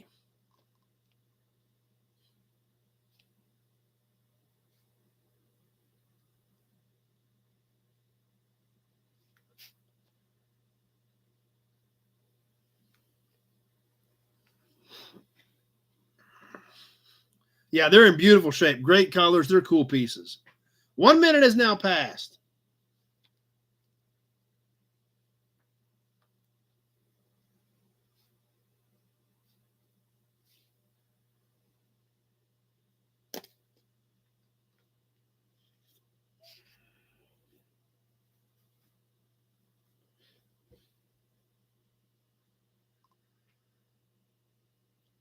Travis at 20.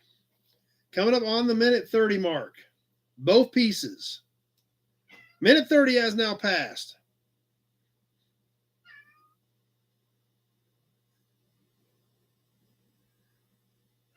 With about 20 seconds left. Big Job at 25. Mark at 23. Ken Schultz at 26. Leo at 25. Big Job at 26, but I had Ken first, and that did it. I had Ken Schultz at 26 is who I had at 2 minutes. Everything else was after 2 minutes on my end. Bids are pouring in, but Kenneth Schultz at 26 is who was there at the 2 minute mark.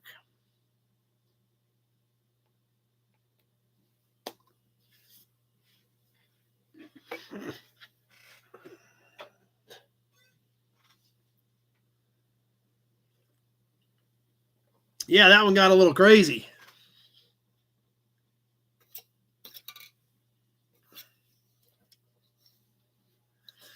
All right, next piece, a little bit rougher, but still kind of cool. And what's cool about it is you can make out what it's for. Another piece from our good friend Doug Prey that I got when I was down at the Auburn Court Duesenberg Company was, and this is another knockoff center, and this is a rougher one. This is one they took off of a car that they restored. But what's cool about it is you can still easily read the Auburn in it. So yeah, this would have been riveted on a knockoff center. That's what these little tiny holes were for here on this piece. That's where it was riveted to the knockoff. I was locking up on Big Jobs. There must be a few feed issues tonight. 3 inches in diameter. Back is pretty plain other than where the Auburn was stamped into it, but since it was riveted onto a knockoff for probably an early 30s era Auburn. Leo at 10 on the Auburn knockoff center badge. This is original. It is just kind of rough and banged up, but obviously you can still very clearly make out what it is. Leo at 10 starting us off. Here we go.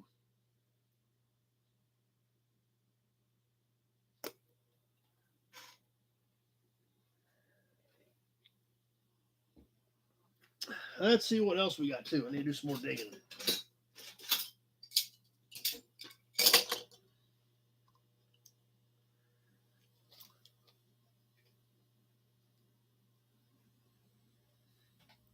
Alex already got one. Yeah, these are cool. And I think this is about it because we haven't sold one in a while, and I just got this one. Yeah, I think it's aluminum. I got this one last time I was down there, so I don't think I've got any more of these that we're going to sell. At least I know I don't right now. So.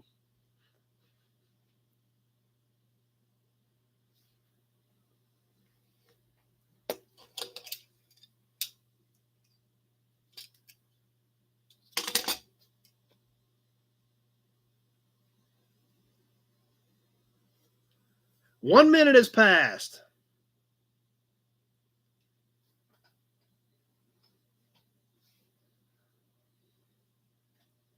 Leo at 10.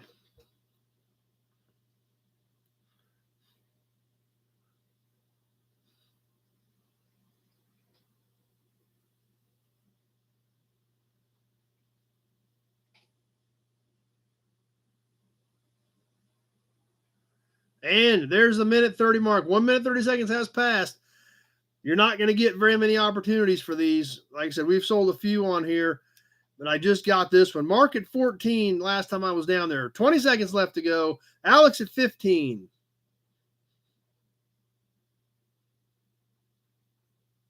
Mark at 20. Travis at 15, but a Mark at 20. We're just about done. We're coming down to the wire. Travis at 21. Alec at 20 over here, but I had Travis at 21 first. And that does it. Travis at 21. Mark came back at 22. Travis at 21. Alec came back at 22. Travis at 21 is who was sitting there at the 2-minute mark.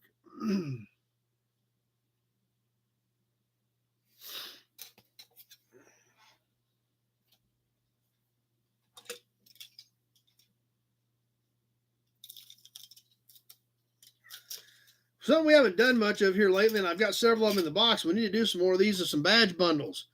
We like badge bundles. We just keep forgetting to get them out and get them done. This one's going to be for our Ford fans. What? Wow. Ford badge bundle starting off with a Maverick.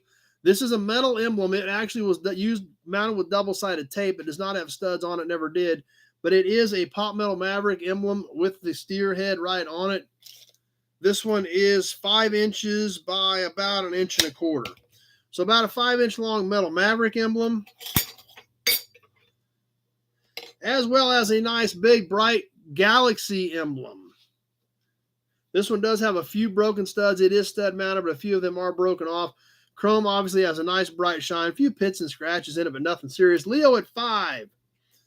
Starting us off, and the Galaxy is just over a foot long at about 12.5 inches.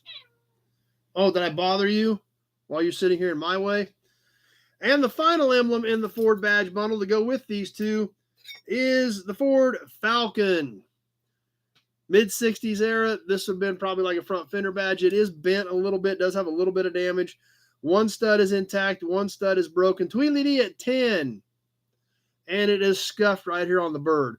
You can see where it had the red, white, and blue behind the gold Falcon on that emblem. Mark at 20, Leo at 15. But there we go. All 3 Ford badges for our Ford fans on the Ford badge bundle tonight. And we are live in on the timer.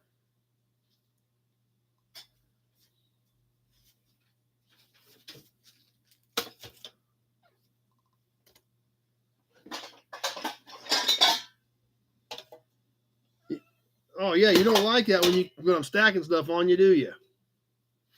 Mark at 20.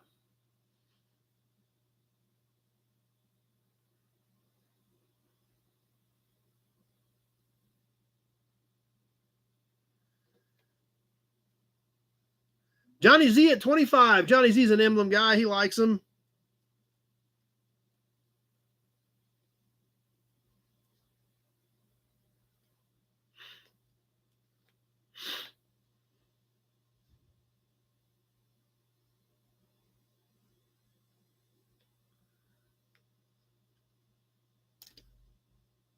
And there's the 1-minute mark.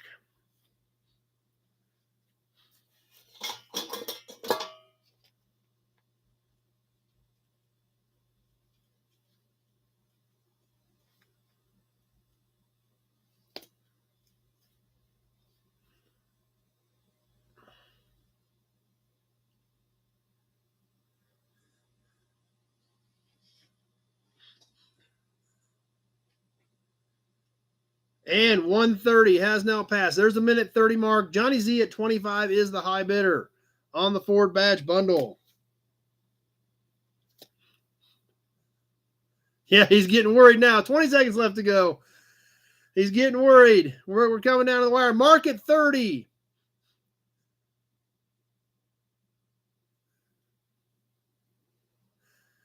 See if anybody else jumps in here in the last few seconds. I've got Mark at 30.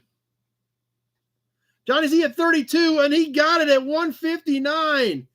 Holy cow. Johnny Z at 32 at 159. Mark came back. Big Job came back. It was all too late. Johnny Z at 32.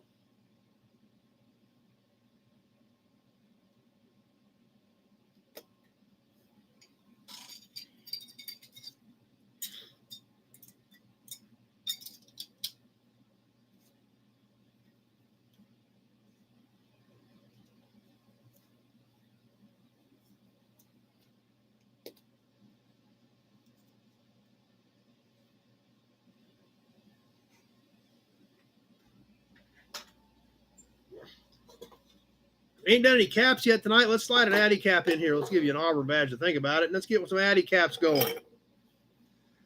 This is, I think, 54 Chevy, I think, car. Stainless cap, nice and shiny. Has kind of the cool double bow tie. This appears to be original blue paint with another stamped bow tie in the middle of it. Or I guess a bow tie stamped in the Chevy emblem. These bars here are actually stamped in. We can see on the backside how all that is all actually stamped in the cap. It is, like I said, it is a stainless cap.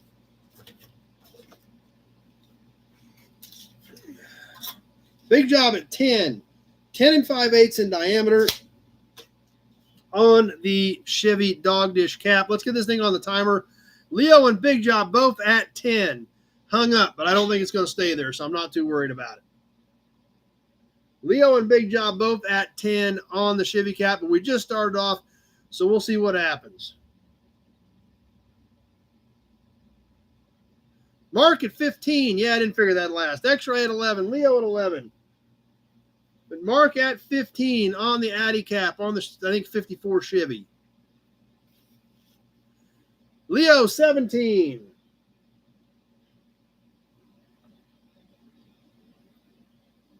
Johnny Z at 20.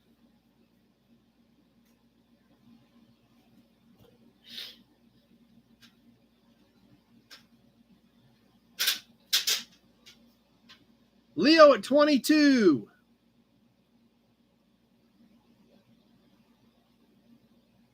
Chris at 23. As we hit the 1 minute mark. Mark at 25. Leo 24. We got Mark at 25.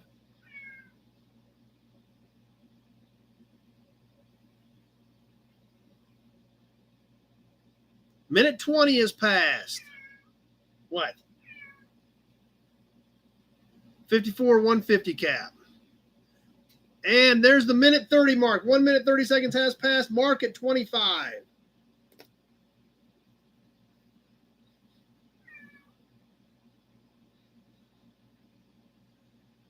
$20 seconds left to go.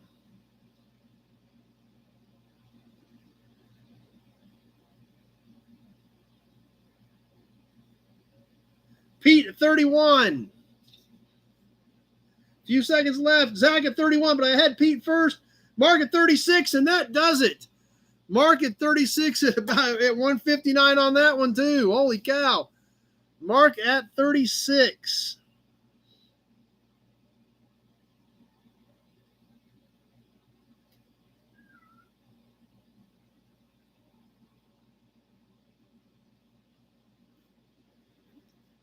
Yeah, that was tight, Mark. I mean, you had like that much room to spare, and that's about it.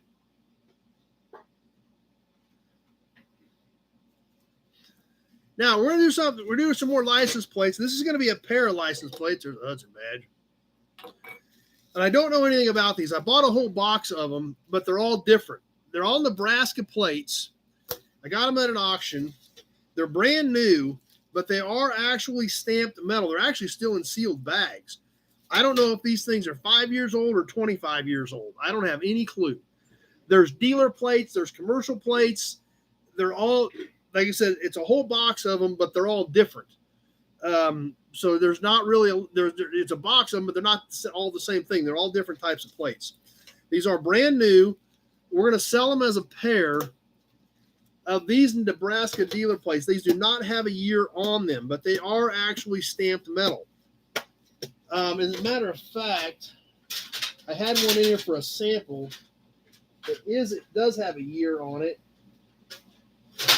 I've got a 1972 Nebraska in here that I was going to show you guys that looks like this, that is also stamped steel, that looks about the same as these. So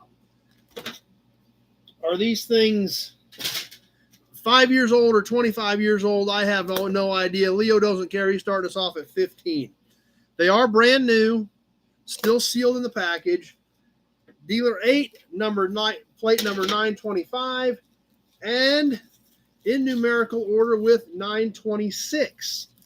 So some of these, like I said, there's just all kinds of different stuff in this box. They're all new. They are metal. So, I mean, they actually, they're not, and they are stamped embossed metal, not just printed like plates are now.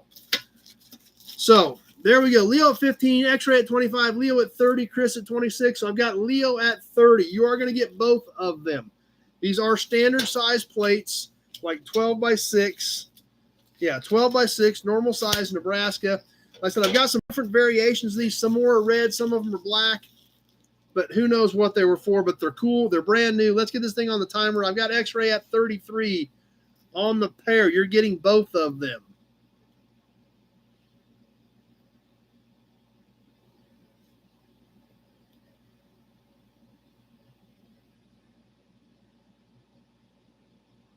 Leo at 35.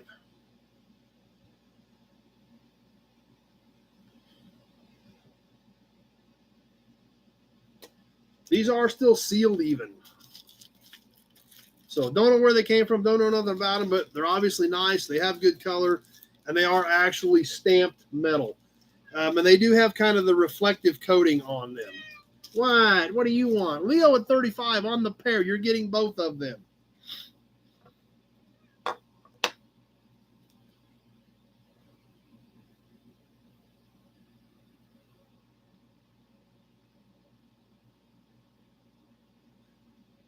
One minute has now passed. There's our minute mark. Leo at 35.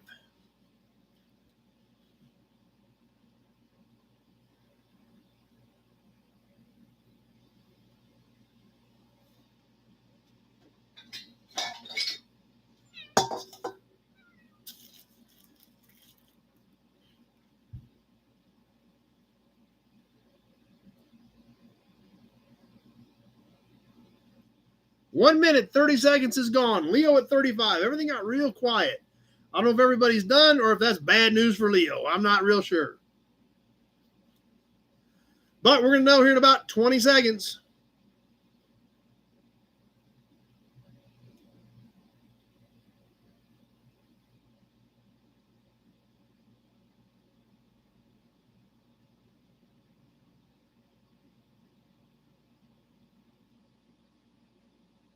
And that does it. Leo got him at 35. And there's X-Ray at 36. Just a hair too late.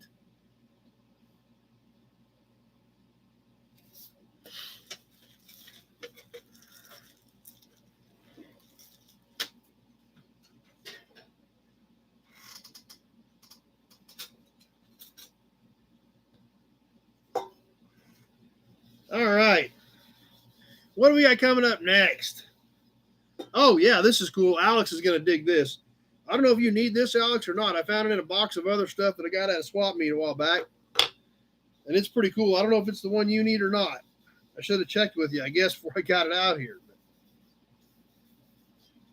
The next piece we're going to do, I bet Leo was getting an itchy finger. I almost guarantee you he was getting a little nervous.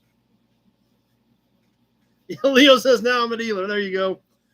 Well, we all love horn buttons. Horn buttons are super cool, and so is this Packard one. This one has some fading in the colors here. We can still see the chrome rim around it. The Packard is very clear on it. About 4 inches in diameter. It is embossed on the back. You can see where this was all cast into the plastic. It just appears as though Twin at 15, Nut Farm at 20. I would have guessed this would have been red. Maybe that was faded. Maybe it wasn't supposed to be red. I'm not sure. But still looks pretty decent for its age. Pretty flat, other than the dish part of it, but across the edges, it's pretty flat. Alex at 35. Leo at 21. Let's get this thing live and on the timer on the Packard horn button.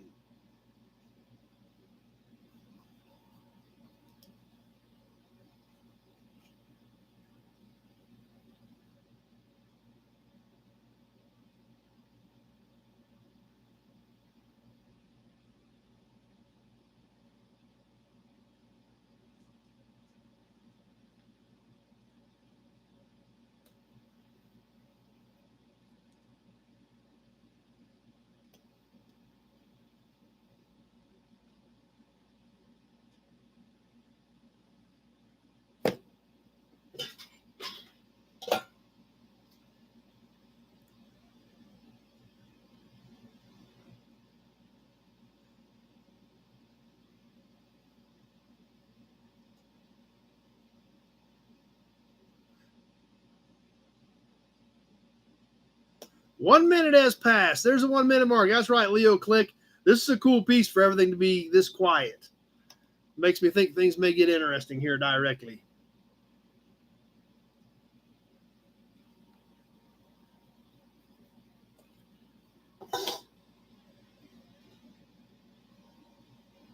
Minute 20 has passed.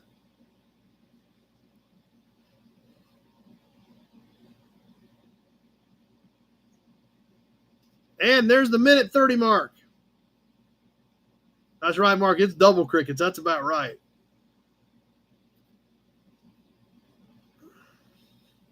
$20 seconds left to go.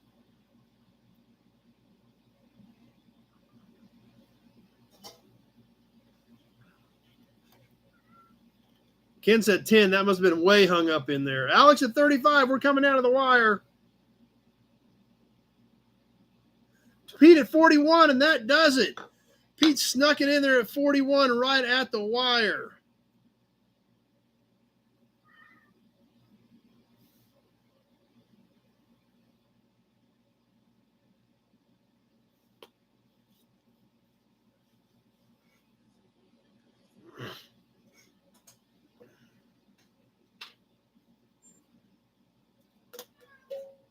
What?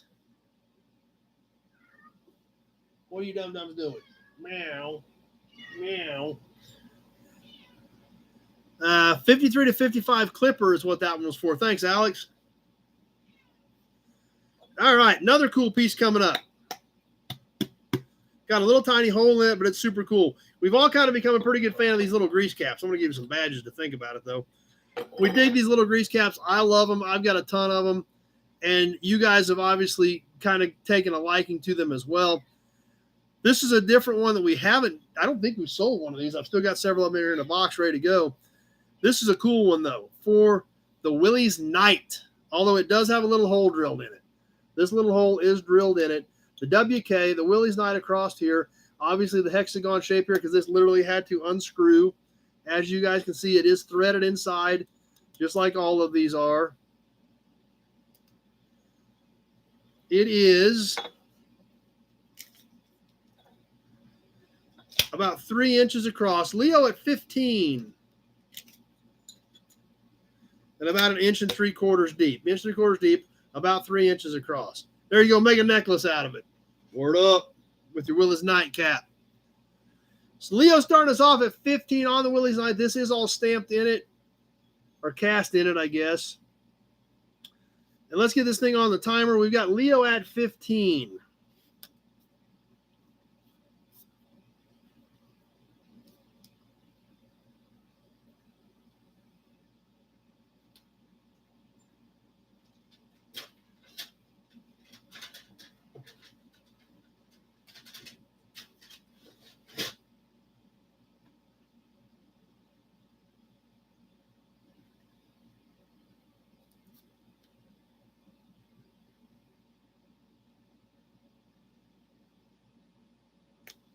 Old School made it.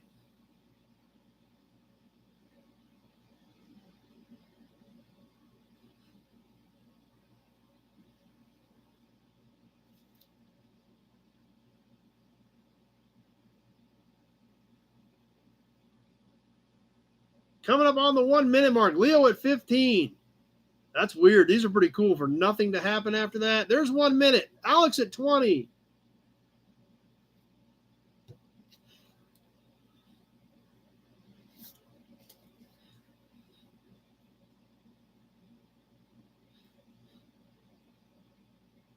X-Ray 21.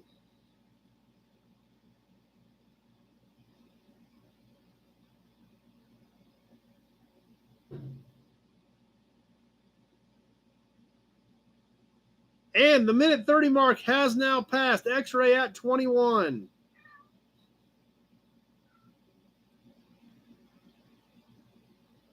Alex at 25. 20 seconds left. Alex at 25.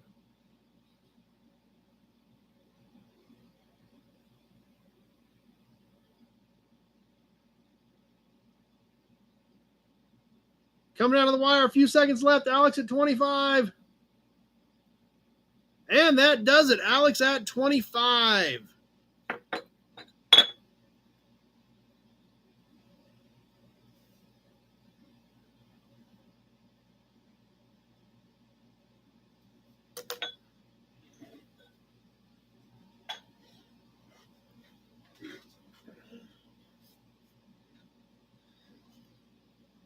All right, something for our Mopar fans. Another Addy cap for our Mopar fans. I don't know if we did one of these a while back or not. I'm not sure. I don't remember. Seems like we did. She must have found another one. I don't know. I tell her to get a pack. I tell her to get a pile of caps ready for you guys. So she brings me a stack of cleaned up caps. So I'm not sure. Maybe we've done this. Maybe we didn't do one of these. I'm not sure. But it is definitely a cool Mopar cap with the frat zog on it. Late 60s, probably nice and shiny. Man, this thing is super shiny. It's like got the mirror effect. Leo at 10, Nut Farm at 20. Bag of it's pretty clean. Let me give you some dimensions on this one. 10 and an eighth. It is 10 and an eighth across. That's right. Mark needs some sunglasses. Leo at 22 on the Mopar cap with the frat zog on it, I think is what they call that thing. Let's get this thing on the timer and get it boogieing. We got Leo at 22. See a few small dings and dents in it. This appears to be all original paint, worn off right at the tip because this does actually come out to a point, and the paint's worn off right there. But other than that, it looks pretty good.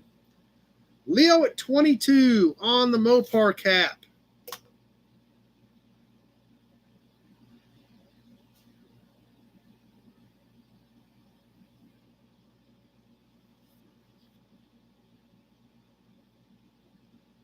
Nut Farm at 25.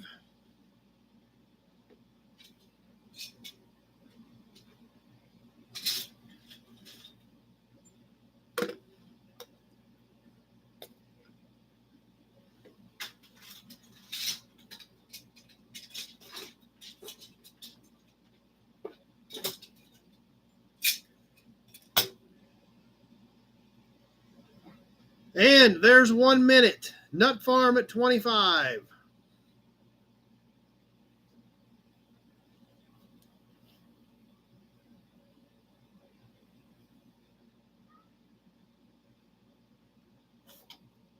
Can I help you? We're kind of busy here, dummy. We're kind of busy here, dummy. You don't care. Nut Farm at 25 as we come up on the minute 30 mark. 1 minute, 30 seconds has now passed. Nut Farm at 25. Hey. Yes, we're busy. Do you mind? I'm trying to watch the computers here. Yes, I'm trying to watch the computers. Nut Farm at 25 and one gray cat in the way. Just coming down the wire. A few seconds left. We'll see if anybody's going to jump in. Nut Farm at 25. And one gray cat in the way. And that does it. Nut Farm got it for 25. Do you mind?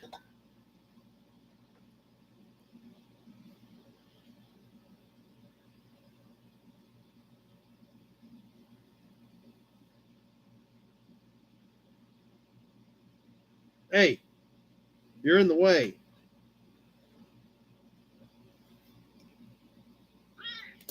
Yes, you are in the way. We're busy. Yes, you're in the way. How about a can? We haven't done a can yet tonight. We need to do a can. This is a quart. It's a pretty cool one. The top's been cut out, but great colors. Not a very common one either. MFA Mo-Lube. This is a metal quart. We can still see the steel seam here on this MFA Mo-Lube. Now, the whole top has been cut completely out. Both sides are the same. MFA Mo-Lube, super cool red, white, and blue shield on it. More lubrication for Missouri Motors. What? So, Missouri area can, steel seam. Leo starting us off at 10. Top has been completely cut out, but nice colors and graphics on both sides of this can. Let's get this thing live on the timer. You are in the way. You don't scold me for being in the way. Yes, you are in the way. We are on the timer. much to Gray Kitty's chagrin because I've nudged her to get to the phone to hit the button. Yeah, you. Dennis at 20, X-ray at 12, but I've got Dennis at 20.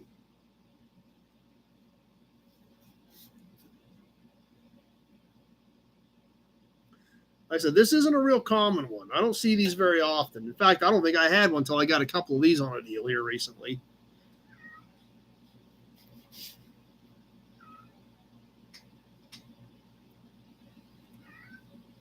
Leo at 22.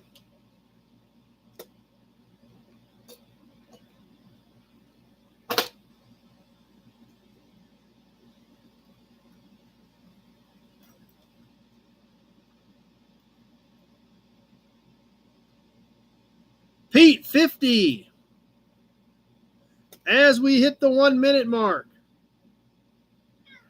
Pete at 50. Swinging for the fences. What? I'll put this on your head. You can wear it like a hat. How's that? Yes, you need a new hat. Here.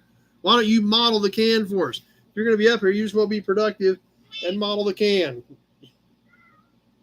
Yeah, you're thrilled about that, aren't you? Yes. 1 minute, 30 seconds has passed. Would you move more on?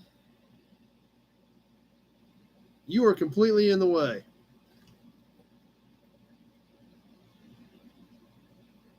Pete at 50.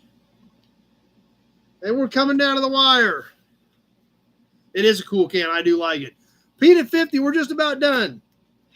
You're going to step on the keyboard. And that does it. Pete at 50. Okay, I got to get this thing out of the way before she steps on the keyboard. Yes, you are a problem. Okay, now back to business.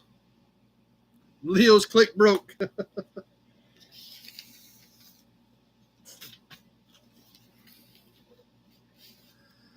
Okay, let me get my notes caught up now that we narrowly averted a tap dance on the keyboard.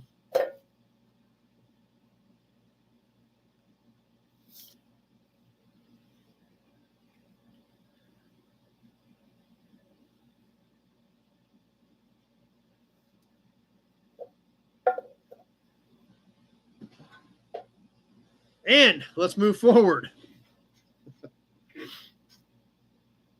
Let's do another promo model. Some more of these newer ones, not extremely rare, but pretty cool. Obviously new and in the box. On another little Beretta. We did one of these a while back. This is a burgundy one. 1989. Beautiful condition. Still in the box. Leo at 20. Still has all the original packing with it. You know, these aren't extremely rare, but this one is very nice. Burgundy in color. Mike from New Waverly, Texas is here. We'll go ahead and kick it on the timer. We've got Leo at 20. These just have the basic cast bottom, not a lot of detail on the bottom. Does have full interior in it, obviously in great condition. Fresh out of the box on the little Beretta promo. Dennis at 27. Lights are all still there, all original tires and wheels. The only this box does not have, I don't think, the stickers are gone from the ends. There are no stickers on the ends of the box. Leo at 30 on the cute little Beretta.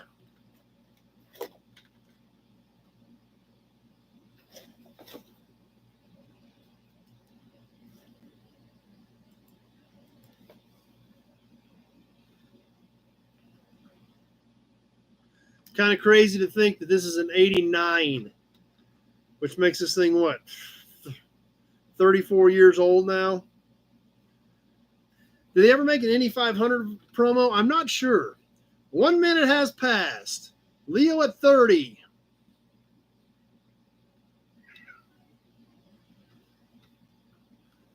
Pete loved them. They were a pretty neat little car. They really were. For a little cheaper economy type car, they were fairly sporty and pretty decent looking cars. They really were.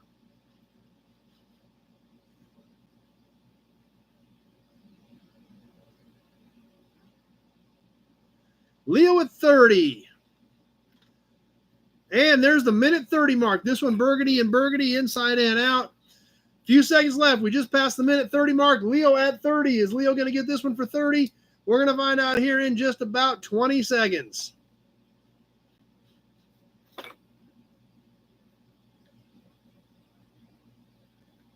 Dennis at 31.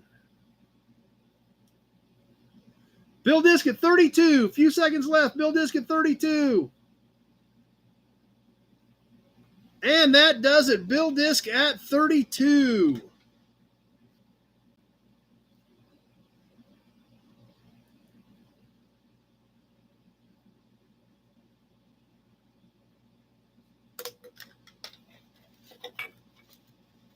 Oh, there's the sticker. The sticker is inside. No, that's the wrong sticker. There is a sticker inside, but it's the wrong one. So no stickers on this box. We will go ahead and tuck this thing back in just the way it was for Bill.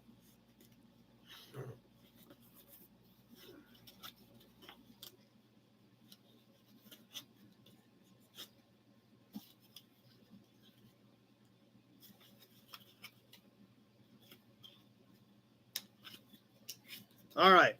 Snug as a bug in a rug, right back in its box.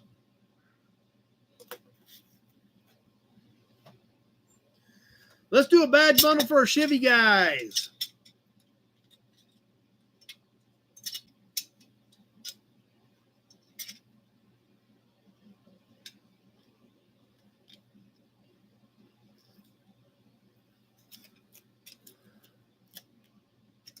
Big Job starting us off at 10. Don't even care.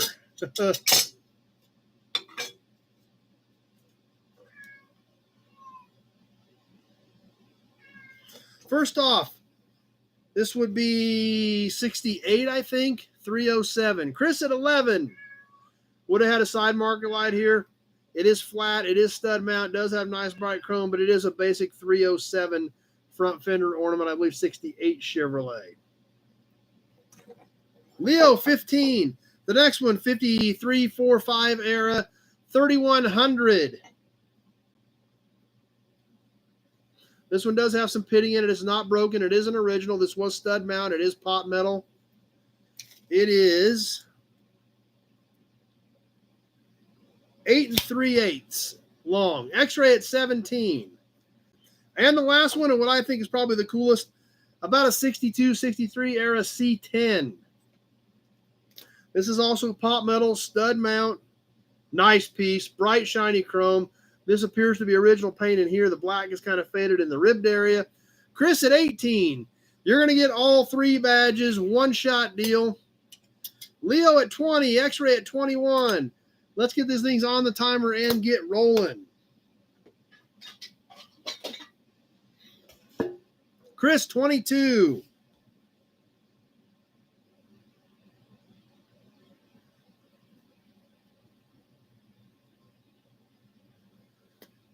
Leo at 22. Leo at 25. You're getting all 3 of them. All metal. They're all original metal badges.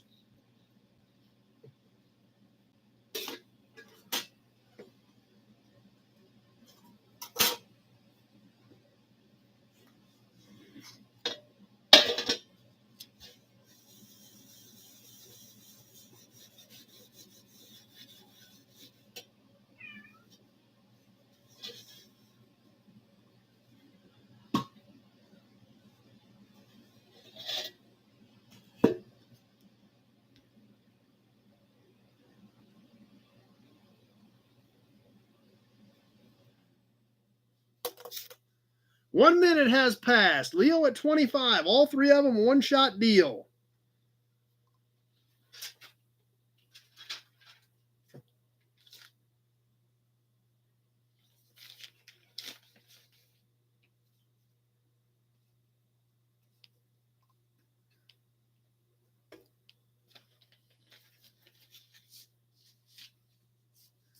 Leo at 25 and crickets. As we hit the minute 30 mark.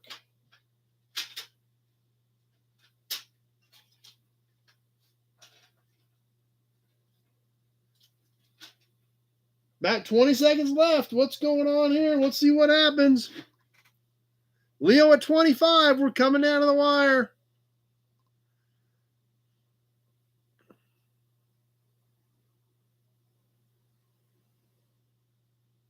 Pete, 33.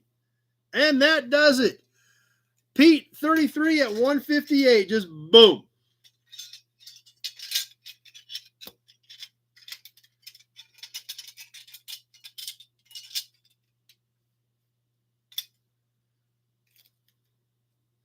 Tape these back together so I don't lose any of it. Make sure they stay with what they're supposed to stay with. Taped up, ready to head to Pete. Good shooting, Pete.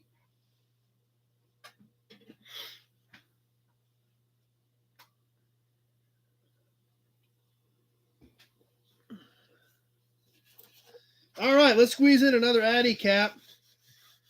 This is kind of a different one, kind of a unique one, which is, it's kind of banged up, but it's kind of different. I'm giving it just one more little finish polish in here.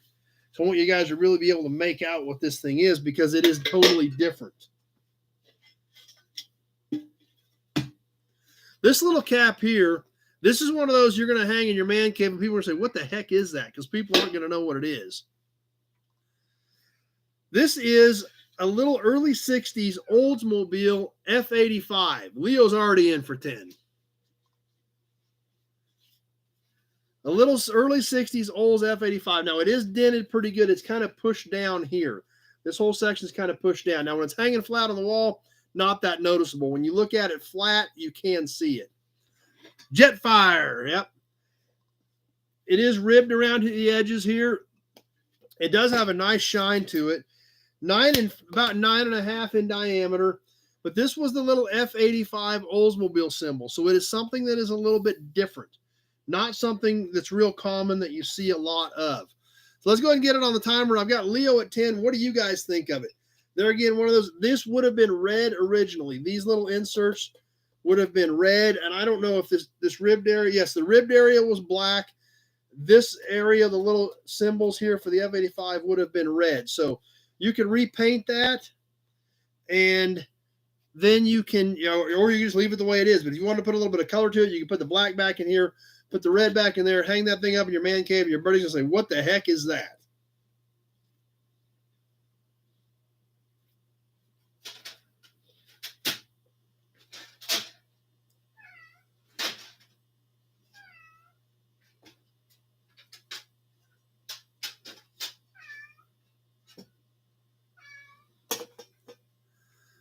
Leo at 10. Leo's the only one on the little F85 cap. As we're getting close to the 1 minute mark already.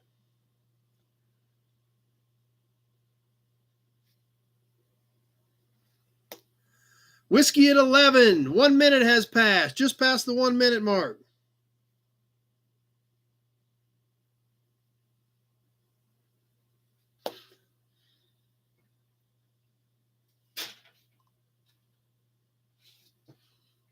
X-ray at 12. Leo at 13.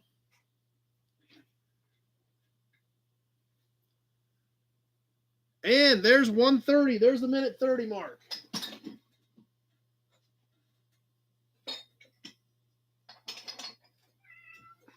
X-ray at 14. 20 seconds left to go. More fireworks. That's awesome. X-ray at 14. Leo, 15. Zach at 21. And that does it. Zach at 21.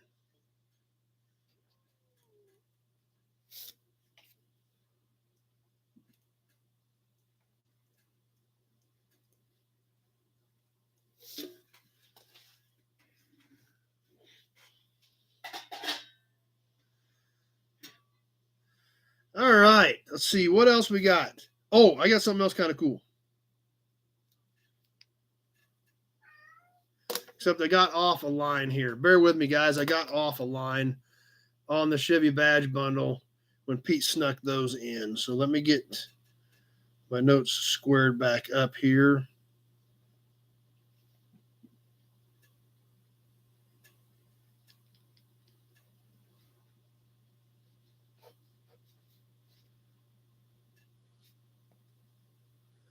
I got off a line. I'm still tired.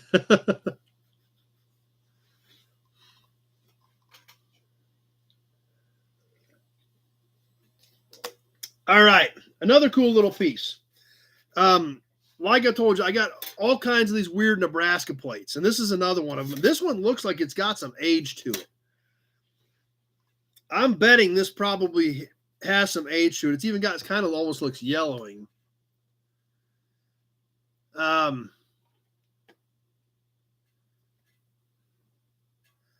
Let's see. This is a small government Nebraska tag. So not really sure what it was for, but it's neater than heck. Brand new. Leo's just starting us off at 10 again. License plate, Leo's in. Check this out. Brand new, government, Nebraska. It looks like it's kind of yellowed a little bit. The back, it's fairly decent heavy metal. It is stamped in there. Really cute sized tag. It is about 9 1/4 by about 3 1/4. So 9 1/4, 3 1/4. X-ray at 17. Obviously, this is all stamped in it. It's brand new. It's never been used. Like I said, there's just all kinds of weird tags in this box. I don't even really know what they're for, but they are actual metal. They are stamped. They're not printed. So cool little piece. Leo at 20. Let's go ahead and kick this thing on the timer. Tony at 22. Cute little booger, if nothing else.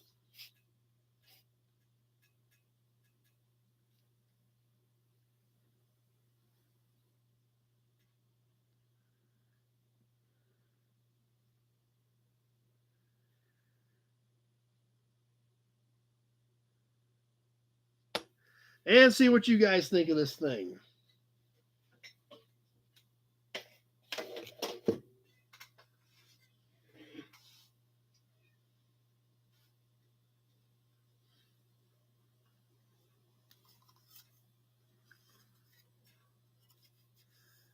Does kind of have some scratches right here and right here, like from being in storage or something. Not really sure there.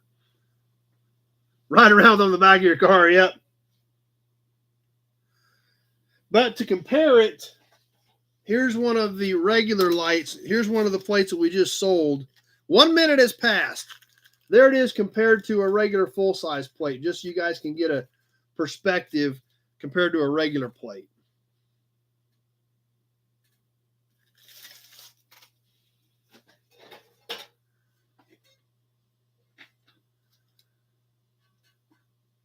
Tony at 22.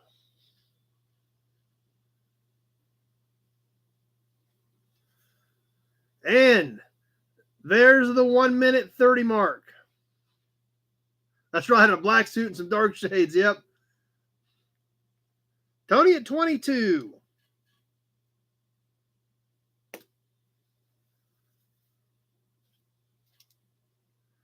Leo, 25.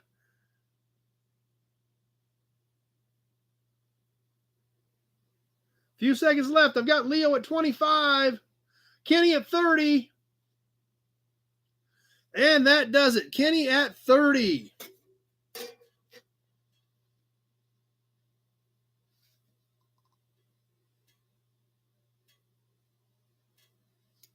Leo came back at 31, just a little bit too late.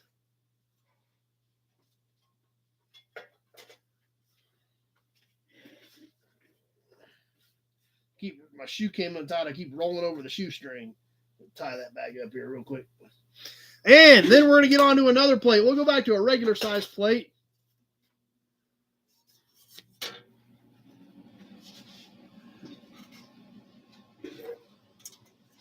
Okay, Johnny Z and Mark, are you going to swap those two? Do I need to change the names on those? Okay, so if that's cool with you, I need to change the badge bundle to Mark, the Ford badge bundle to Mark.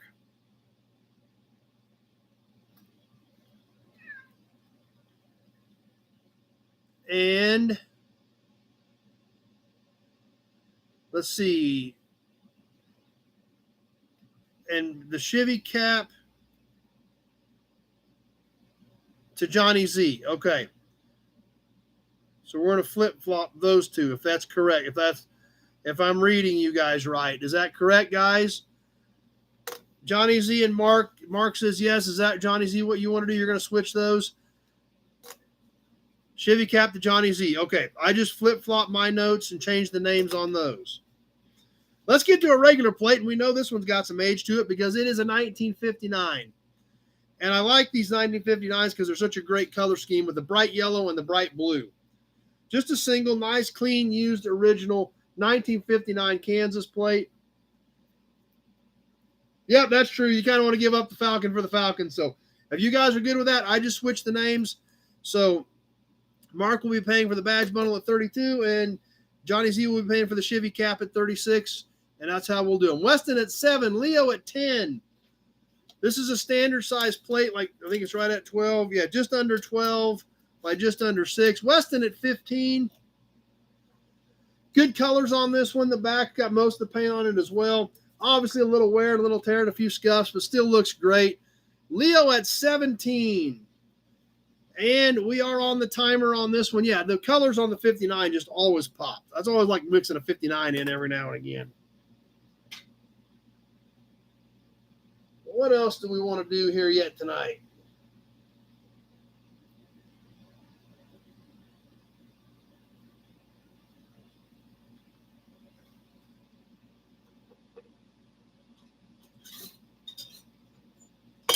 Hey, hold on. Get up.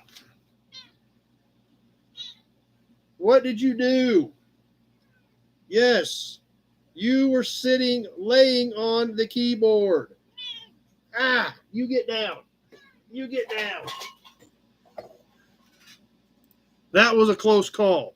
That was a very close call. She came up and just plopped down on the keyboard. Okay, back to the auction. I've got Leo at 17 on the 59 Kansas plate as we've hit the 1 minute mark.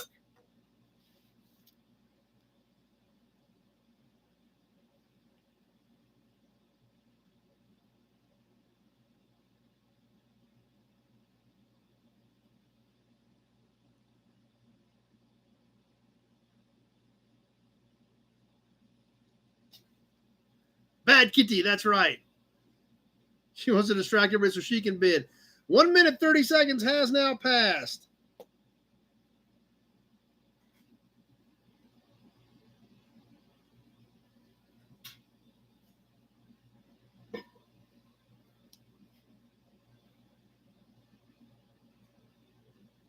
Leo at 17.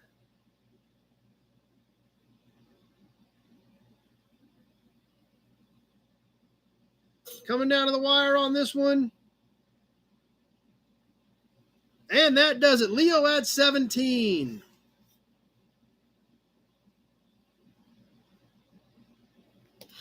And Zach came in at 18, just a hair too late.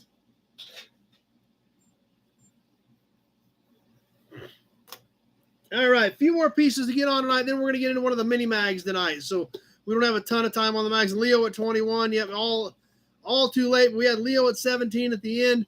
Let's do another one of these grease caps. These things are so cool. I love these things. I'm glad you guys do as well. Let's do a Buick on one of these early grease caps, 20s, 30s era. This one's a fairly heavier one. This is aluminum. As always, they are threaded in here where they screwed on. Hexagon shape around the edge so you get a hold of them with a wrench. The Buick is stamped in it. You can see in the back where the Buick is actually cast or stamped into this piece. This Buick cap is about 3 5/8 across the back. About 3 5/8 at the wide spot back here across the back. It is about 2.5 across the front. On the little Buick grease cap. It has kind of a ridge right around here as well. So, anyway, good looking piece. Let's get this thing rolling on the little Buick grease cap. Zach at 10. Let's get it on the timer and get rolling.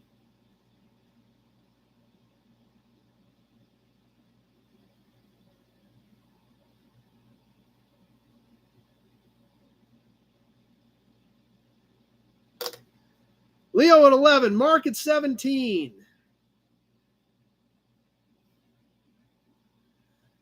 Zach at 18. More fireworks. Awesome. Leo at 18.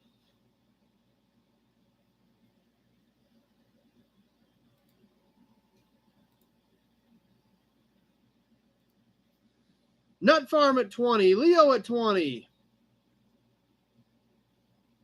Zach at 22. Tweedledee at 20. I've got Zach at 22. Leo, 25. Mike's here in the bushes rattling. Leo at 25 as we come up on the 1 minute mark.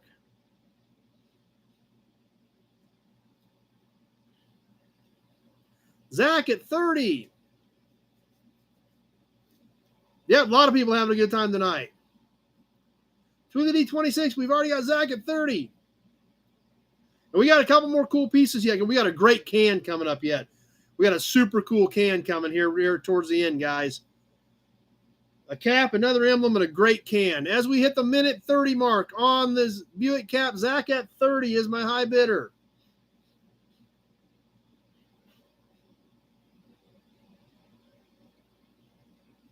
$20 seconds left to go. Zach at 30. You stay off the keyboard. No, you ain't even allowed to go that way.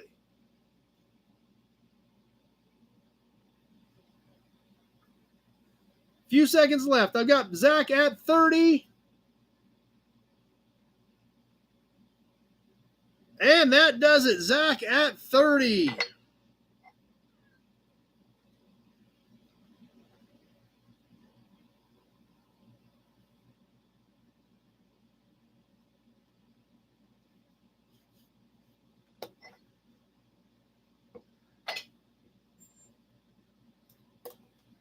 All right, one more little dog dish cap. This thing is really cool. I'm not even sure what happened to this to create this finish. It almost looked like it may have gotten hot. Zach wasn't expecting to get that one yet. I'm not sure what happened to the Chevrolet cap, but it came out super cool. I'm almost wondering if the car that it was on like burnt, or maybe if it was like in a pasture that burnt, because it's got this weird tint to the chrome, and I'm not really sure what happened, but it's cool. You're probably not going to find another one. This is another Addie cap out of her collection. Not really sure quite what to think of the finish on it, but it is unique, it is different, and it is cool. It is, I think, 39, 40, 41 era. Leo starting us off at 10. He don't even care. He just trusts us that it's cool. Check this thing out. See, it has kind of a goldish tint to it almost. I literally don't know if the car this was on was caught on fire. Maybe it was sitting in a pasture when they burnt the pasture, and it made this kind of gold tint on the chrome. Obviously, lots of dings and dents in it. X-ray at 13. Leo at 15. We can still see some of the blue in here. The Chevrolet letters and these hash marks are all stamped in. The back of it's pretty clean. Mark at 20. Ridged on the side. So I don't really know what to think. Lots of dings and dents, but a really unique finish. Leo at 23. To give you an outside dimension on this, this cap is about 9 inches outside to outside. That's a good point, Zach. Wheel bearing may have gotten hot and they just kept driving. That could have very well done it. And just, got hot on the back side back here and kind of gave it that tint to it. That's another great theory. But anyway, we've got Leo at 23 and we are on the timer on it. So don't know what happened, but it is a very, very unique look on this cool old Chevy cap. So Leo at 23, and then we've got a badge, and then we've got a super cool can.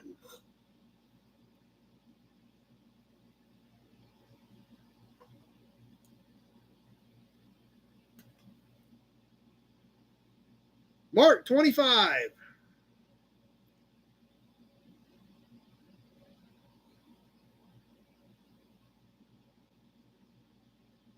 Leo at 27.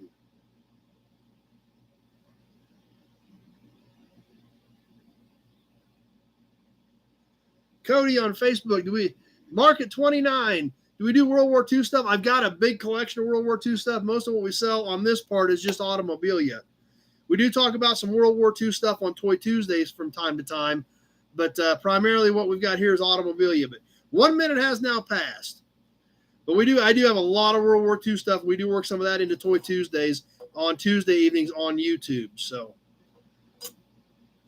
Mark at 29 on the cool little Chevy cap.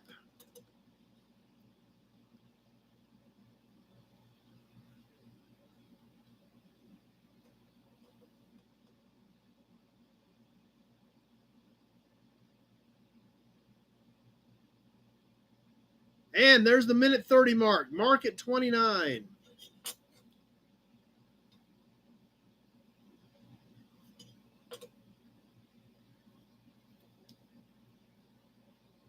Michael at 30. Michael sneaking in at the end at 30. Still got a little bit of time left on this one, but very little. Oh, there we go. Travis 32. Mark at 32, but I had Travis first. Travis at 32. And that does it. Travis at 32. Just barely beat Mark with it.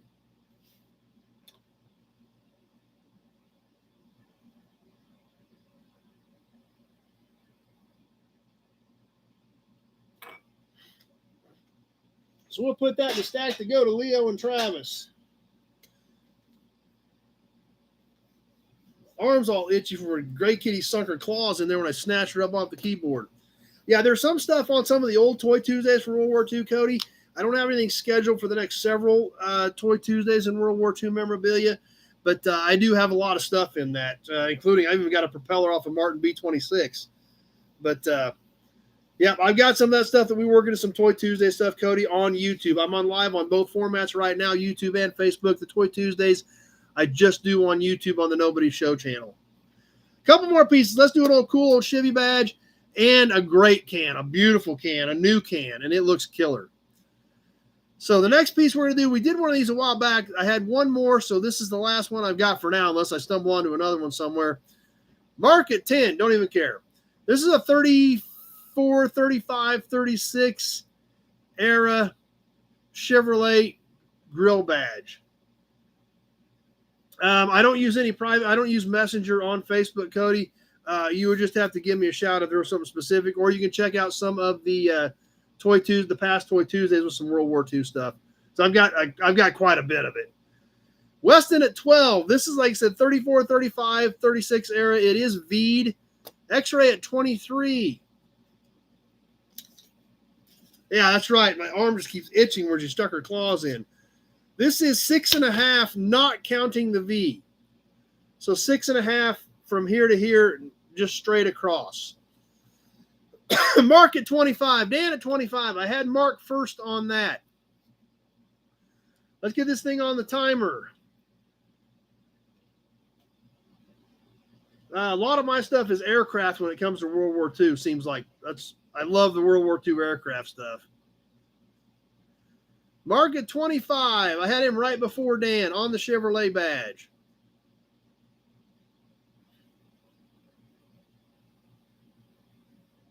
Leo at 26. How tall is this thing? I ought to tell you guys that too. 2 inches, about 2 1/8 tall. About 2 1/8 tall.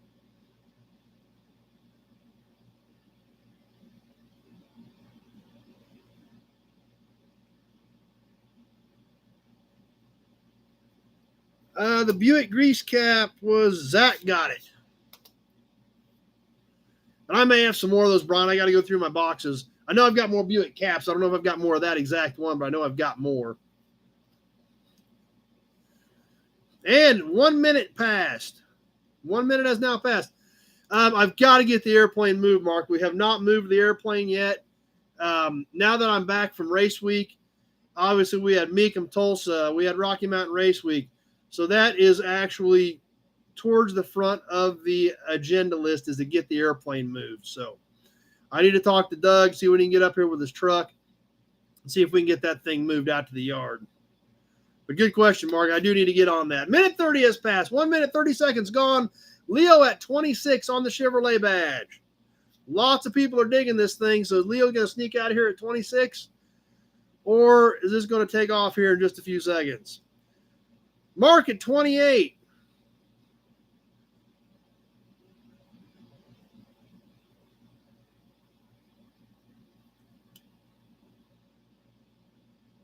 Few seconds left. Mark at 28. And that does it. Mark at 28.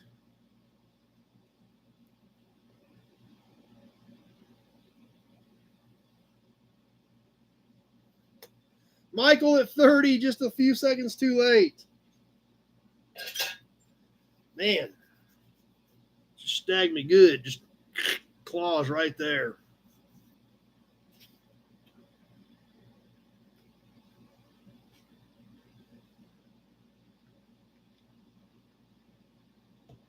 All right. One more piece. Let's do one more piece, and it is great. Brand new. I just dumped the stuff out of this thing today. It is amazing. It's a great can with great colors.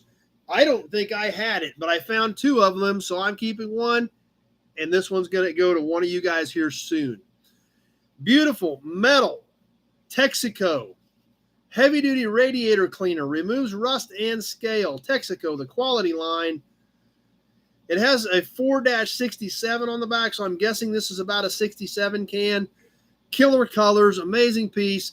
Let's get ready to rock and roll on this thing because it is a great can, and it is not a very common can on this Texaco heavy-duty radiator cleaner. Let's end tonight on a high note. Let's get this thing rolling. This actually has a cap on the top. It was $2.50 new. I popped this cap off to empty this thing just today. After I popped the cap and dumped it out, it was still heavy, which seemed kind of weird. So I looked at the bottom. The bottom also has a cap. This was a two-part deal. This can actually has two compartments in it. The bottom goes up to about here. The top goes up to about here. Cap on each end. Tweedledee at 15. Here's the seam on this actual metal can. 4-67 right here. So I don't know if this is a 67 can, but it would be about that correct for the area. Few scuffs in it, but otherwise amazing colors. Nice deep green. Very clear Texaco label on it. Instructions on the back. Original price written across the top of $2.50. Let's get it on the timer. X-ray at 17. Good looking can. What do you think, guys? Let's see what happens.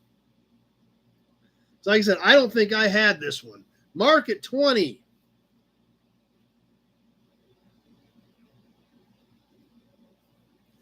Tweedledee at 23. Yeah, it's a very unique can. Mark at 25. Leo at 25. Tool Fitty. Tweedledee at 26. Kenny at 27.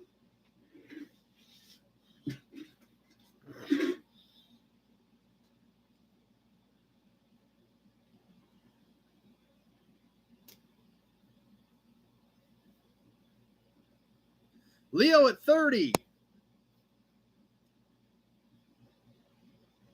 Radiator cleaner is more like a can of cash. It's a great can. It really is.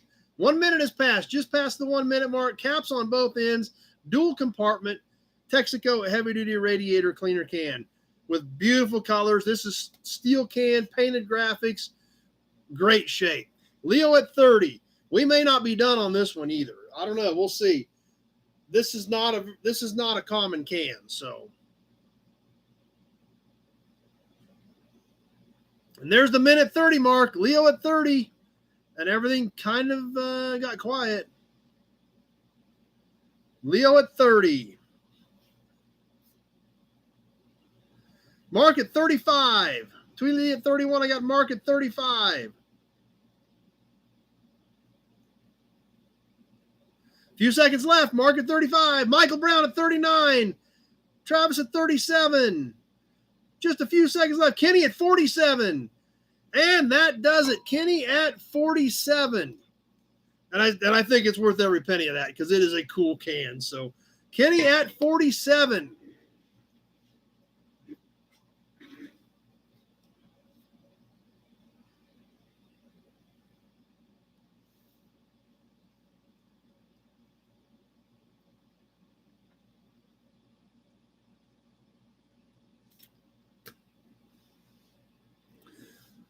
Cool. I'm glad you guys liked it too because it was, like I said, I got two of them. Obviously, I kept one, and Kenny's got one for his collection now.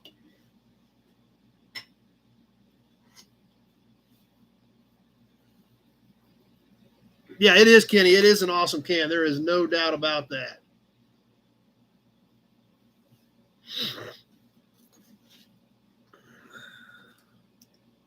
All right. Well, that wraps things up for the auctions tonight. Guess what's next? Yes, it is time to get out the big Buick oil can. You guys know what that means. Raffle time.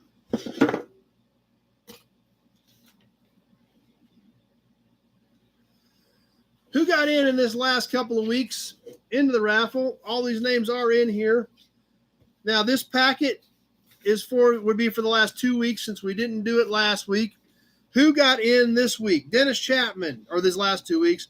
Dennis Chapman, Mark Falcon, Alec Blanchett, Big Job, and Zach Thompson all got in on this packet. So,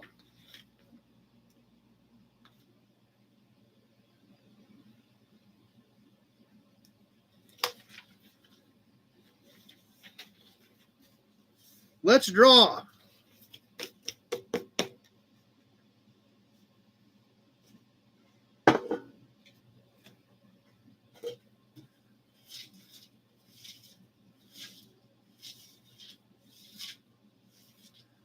Oh, Chris says the 94313 is actually the zip code for Palo Alto, California.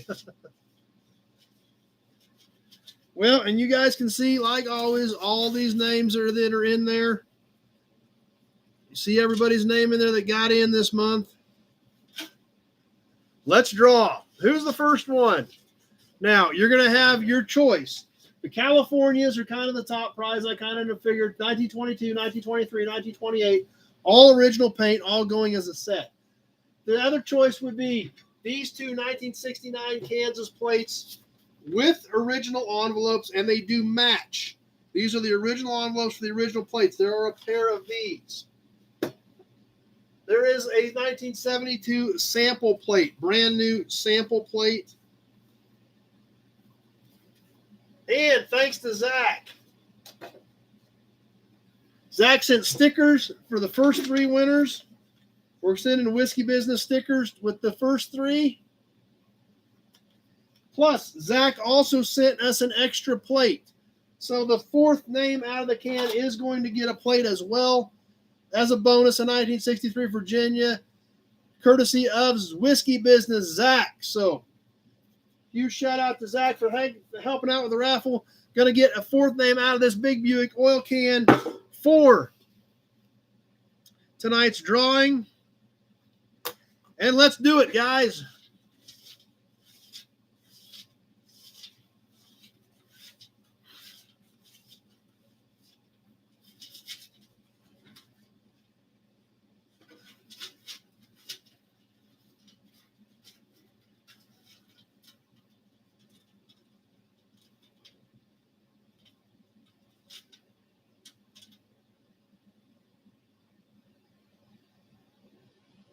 Okay, I think I'm down to 1. Who is it? Michael Glagola. I don't know if Michael's on with us tonight. I haven't seen him bidding on anything yet.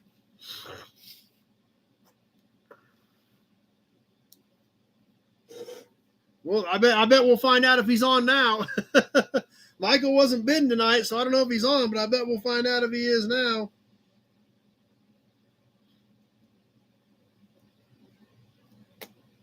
We'll give him a few seconds. If not, we'll just mark the California plates to him.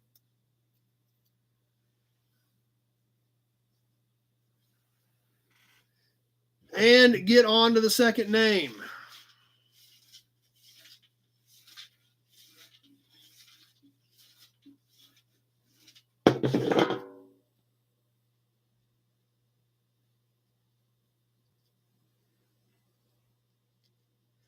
Okay, we'll mark the California plates to Michael Glagola. Let's go on the second. These are out. Those 2 or that one, or the one that Zach sent us as well. Next name out of the hopper.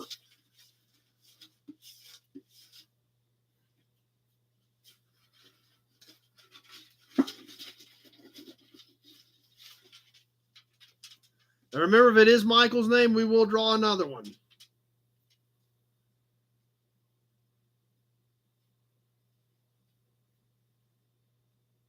Zach.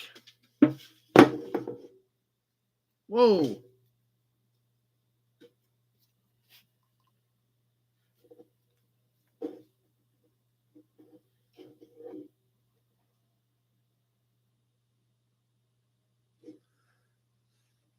Okay, what do you want, Zach? Do you want the set of new plates, or do you want the sample plate? You probably don't want your own plate back, I'm guessing. So, yeah, Zach's going to get one of his own stickers. So, I guess that means we can send a sticker with the other tag that Zach donated. So, that'll work out. So, the set, the two matched ones, okay?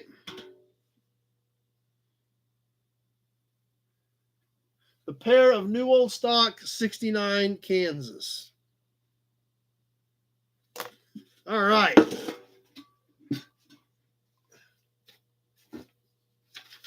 Those are Zach's. So we've got the sample plate left, and then we'll draw for this plate Zach sent us also. All right. Got that one left. And then, of course, the one Zach sent us, the 63 Virginia.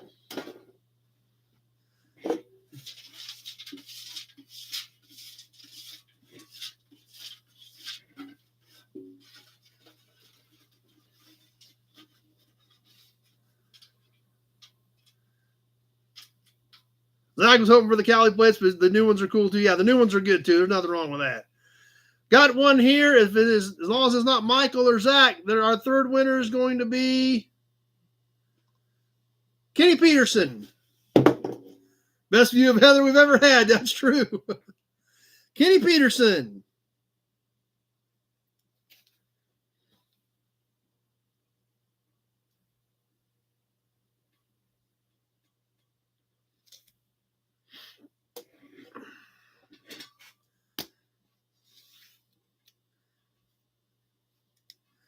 All right. I assume you probably want the sample plate, Kenny.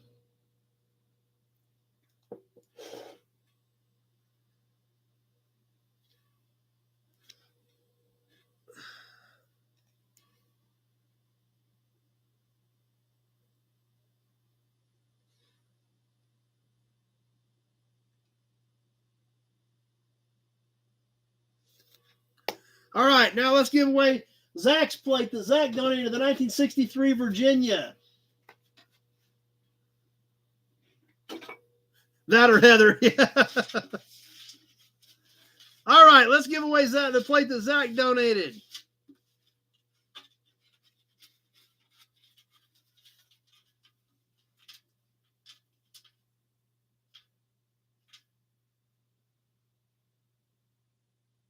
I want to bet it's Zach.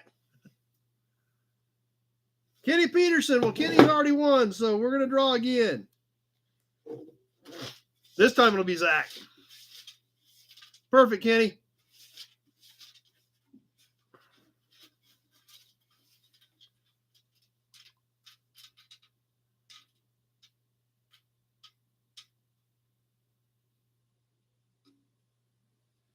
Kenny Peterson. Let's try this again.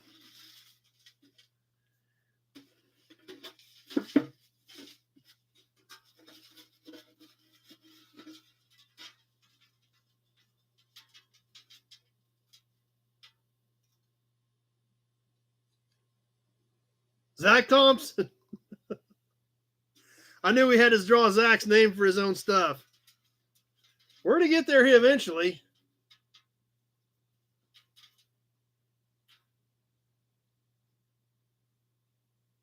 Justin Miller.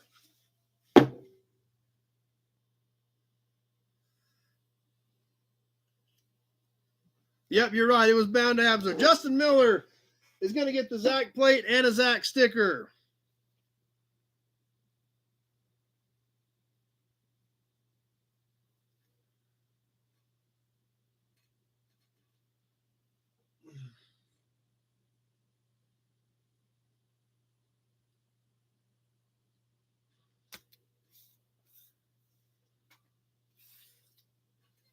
All right. Yep, that's right. Almost what happened to Mark a few weeks back. So that does it for this month's raffle of the license plate. I'm glad you guys liked them. It was something pretty cool, something kind of different. But that being said, we all know what happens next. We got to empty the can.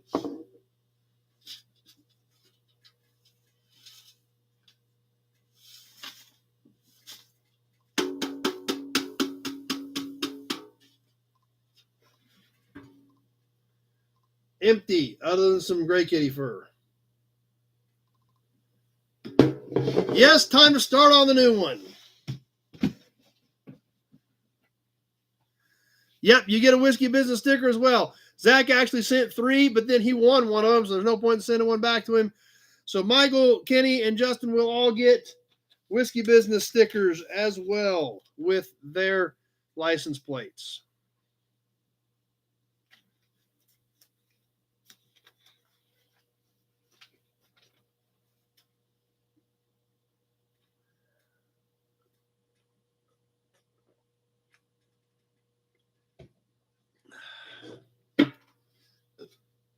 So, what's next? You guys ready for the new raffle? We got kind of a mix on the new raffle. Obviously, we had a pretty good theme here with license plates. This time, I got 3 different pieces that kind of cover all the different aspects of what we do. So, let me run over here and grab them real quick.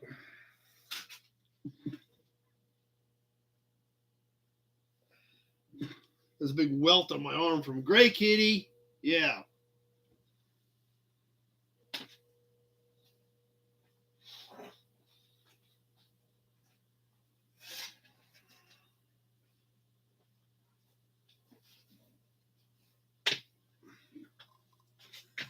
Randall's got to go. Thanks for being here, Nut Farm. Hope you had a good time.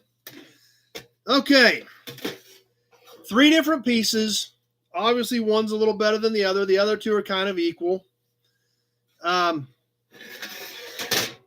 we're going to start off with something we know is kind of a cool piece that you guys did, because we just sold one similar, and a lot of you guys were very interested in it.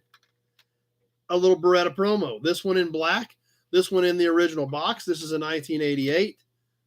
Still wrapped up with the original paper. So there's one of the prizes, which we know that's a nice little prize. A lot of you guys were digging those. Brian's got to bail off. I understand it's really late for you. So we've got the little Peromo Beretta. And we're going to mix in another license plate. This one's really cool. 1932. 90-year-old Kansas plate. Original paint. Obviously got some fading to it, but still a cool plate. This is one of the long, narrow plates.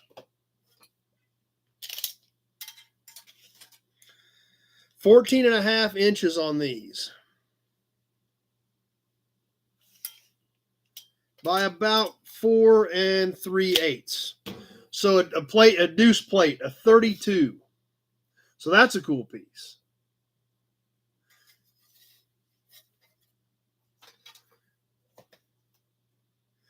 And something we all love, porcelain signs. This one isn't the best of the fanciest, but it is a cool original, I'm going to say mid to late 60s era porcelain pump plate. We love the pump plates. This one doesn't have as good of graphics on it, but it is an original old school porcelain pump plate for Mobil gas. Scratched on the sides, scuffed over here, but an original red, white, and blue Mobil porcelain.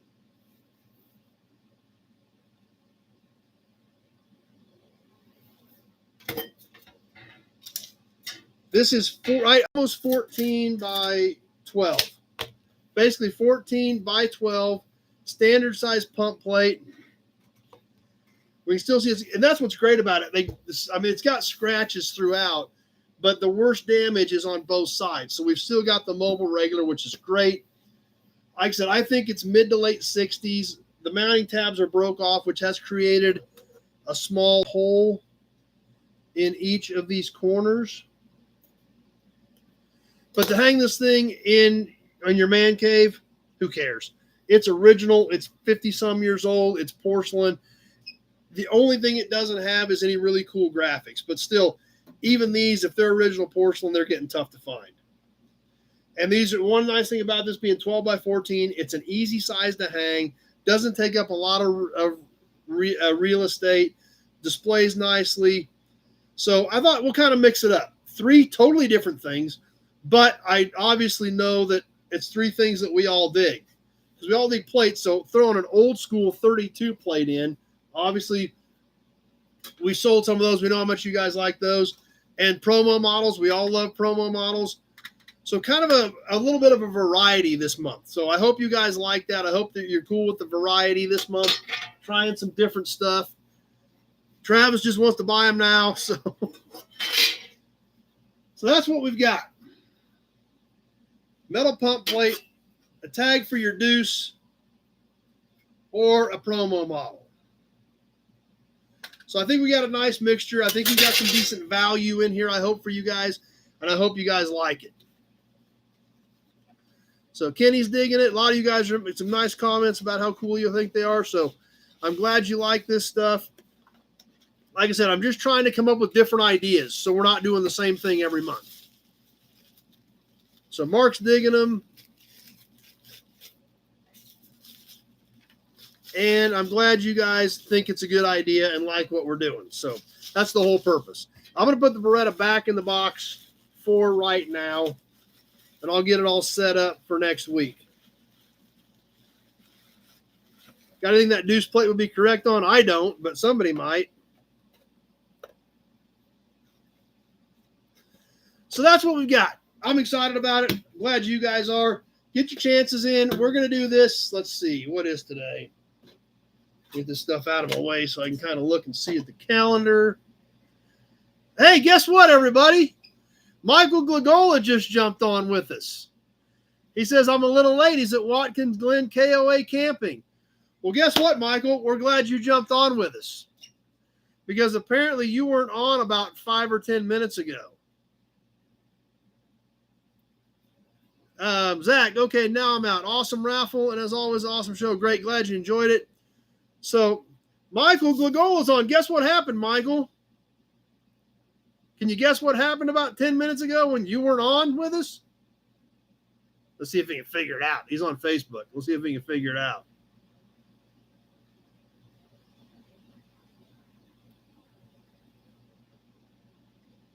He's probably trying to scroll back right now so he can answer.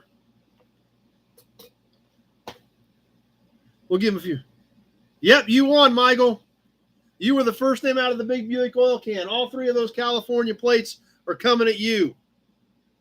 What do you think of that?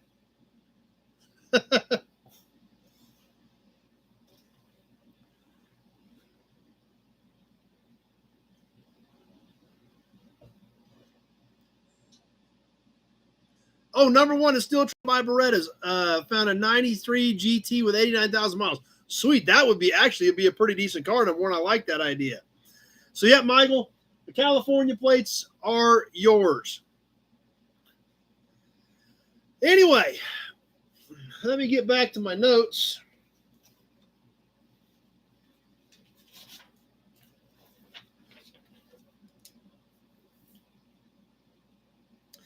And at this point, I think that we're probably going to just back off and save this magazine for next week, if that's cool with everybody. We're 2 hours and 50 minutes. We're not even going to have a chance to really even get started on it. So I think we'll save the magazine for next week. Obviously, we had a full episode tonight the way it was with the raffle and everything, plus a lot of stuff to talk about Rocky Mountain Race Week. So if you guys are cool with that, I think we'll go ahead and finish wrapping up our chat here, save this mini mag for next week, and move on. So what do you guys think of that? Is that good with you? It is always nice to win, Michael. You weren't here with us. We got all excited, and then you weren't here with us when you won. So, but anyway, hey, they're yours. You were the first name out of the can, so we're all happy for you, Michael. And that sounds good to everybody else. So we've got a few extra minutes here. We'll give you a few more badges. What else is happening? Like we talked about, yard walk.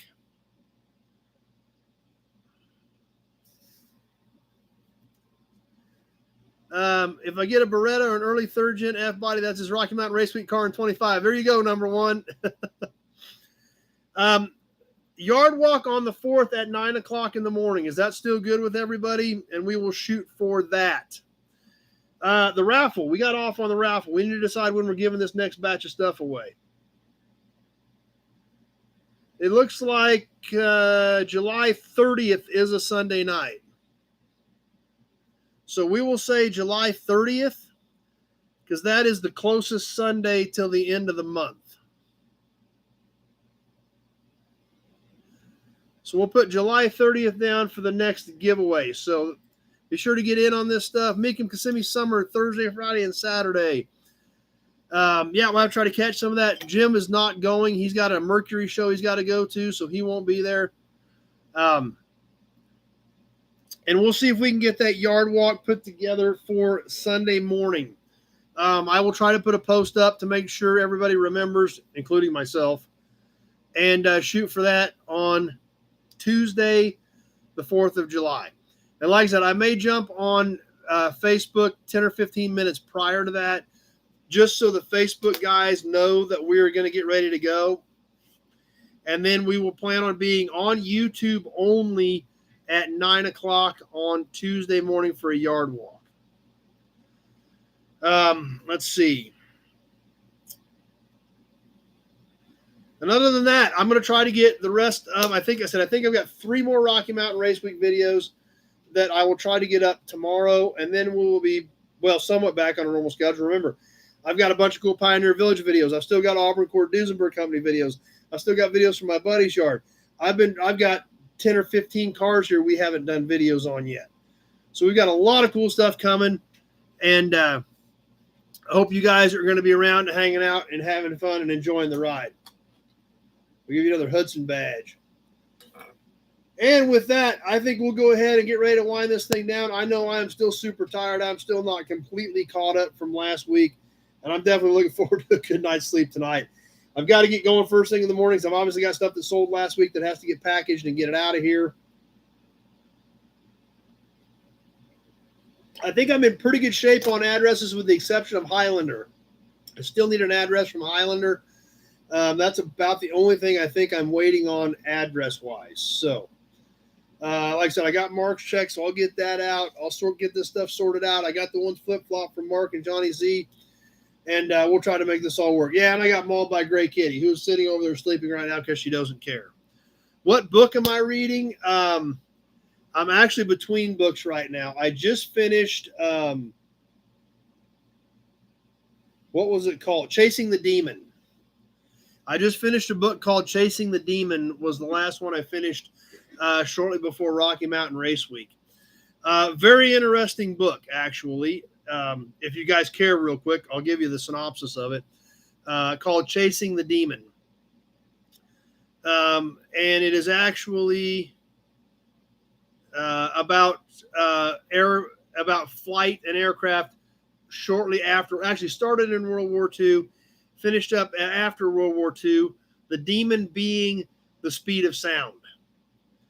And it was kind of interesting, real quick, if you guys want to hear this, a book called Chasing the Demon, written by a fighter pilot, about the guys that were in the Air Force that came out of Army Air Corps at that time, came out of World War II as test pilots, and the obviously working with Bell on the X-1 as a craft to break the speed of sound.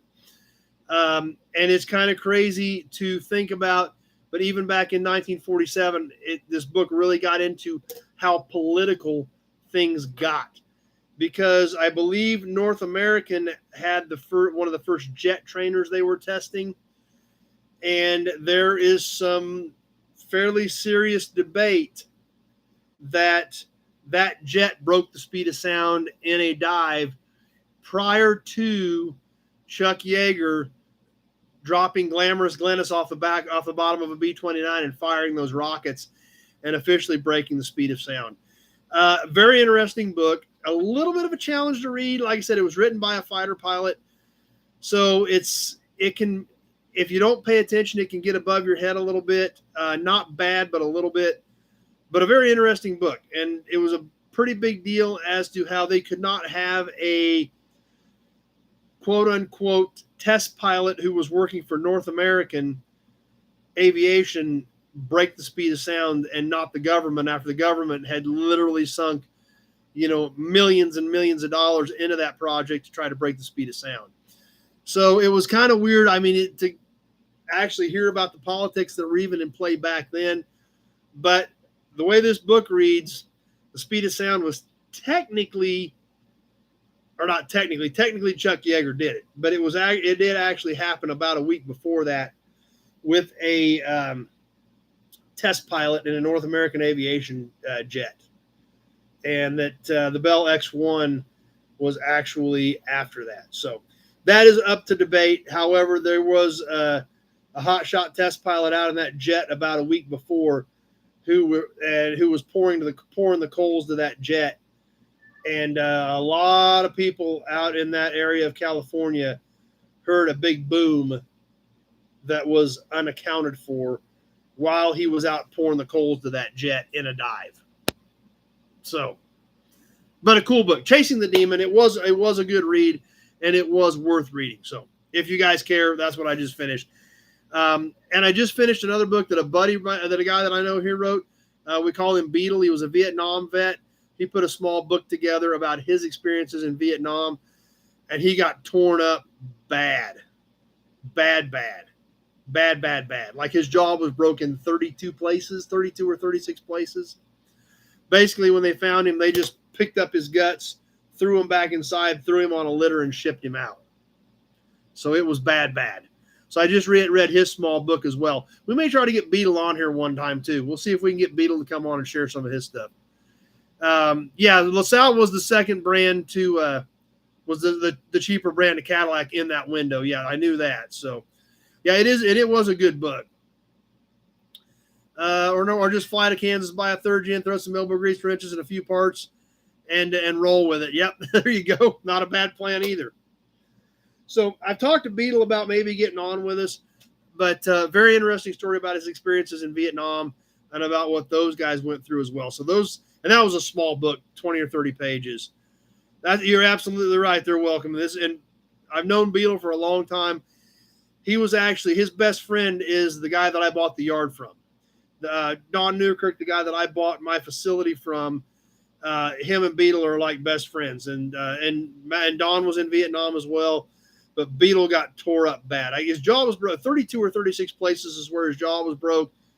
And then he was blown open so bad that they said they literally like scooped his guts up, dirt and all, threw him inside of him, and threw him on a litter and shipped him out. And definitely not expected to survive. So I read his book. In fact, he's going to do some stuff out at the yard for me. He does a lot of tree work. He's going to knock down some big trees I need to get out of there. So if Beetle comes on, I have to have a beer with him and us. So actually, Beetle don't drink though, so that wouldn't work.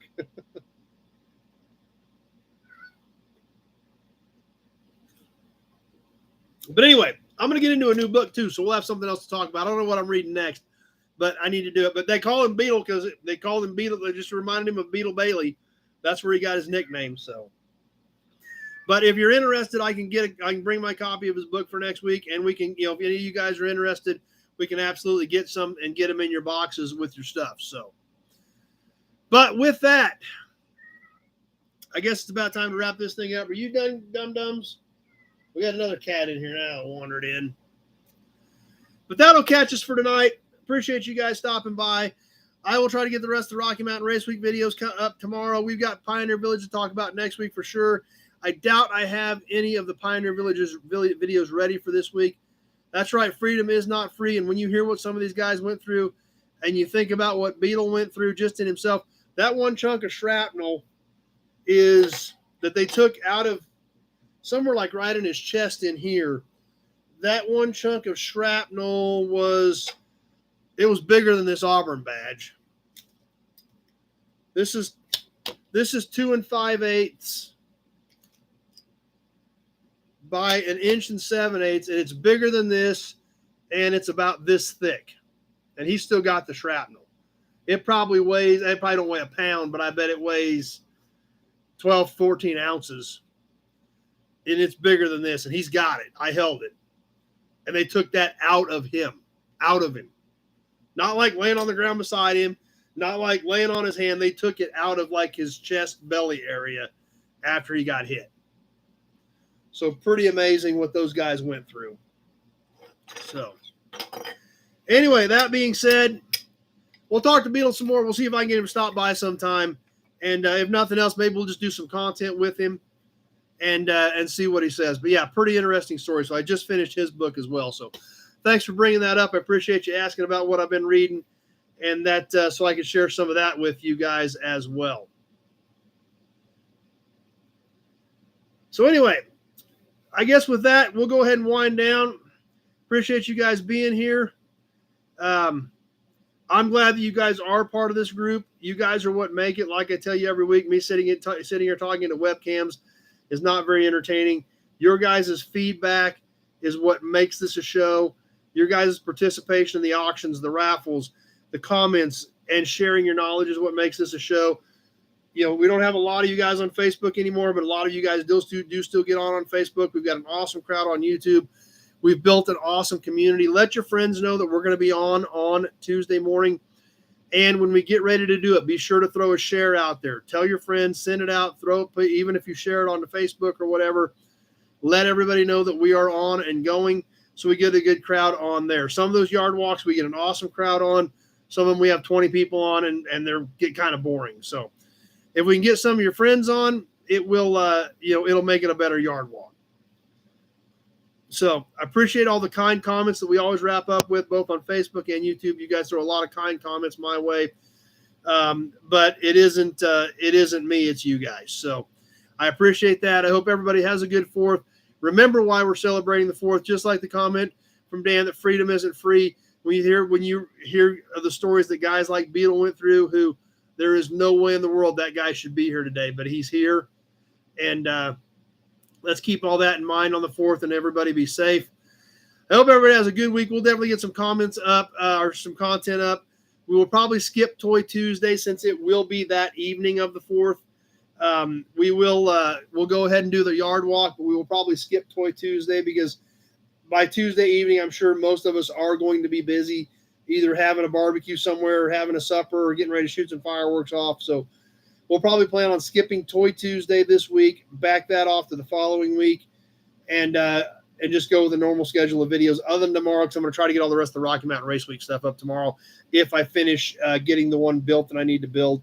For sure, I will have 2 of them up. If I don't get the other one built, it will be up shortly thereafter. So hope you guys enjoyed those. Be sure to check those out as well. With that, let's go ahead and wrap this thing up. Appreciate the kind comments. Thanks. The Johnny Carson comments still baffle me. I don't see me at that level, but I do try to do a good job for you guys. That's why I build these out. That's why I try to be organized. I try to keep things moving. I do bumble it a little bit, but I do try to keep things moving and keep things ticking along. So that's right, X-Ray Dean. Keep all your fingers, guys. That's a great bit of advice, Dean. So thanks for being here tonight, everybody. We'll see you Tuesday morning at 9 on the yard walk. If something changes, I will absolutely post that. And we'll get some more content up this week. Have a great 4th, everybody. And we will see you, if nothing else, next Sunday night, 7 o'clock, same bat time, same bat station, for more Sunday night live chat. Have a great week, everybody. And thanks for swinging by and spending your Sunday evening with all of us nobodies.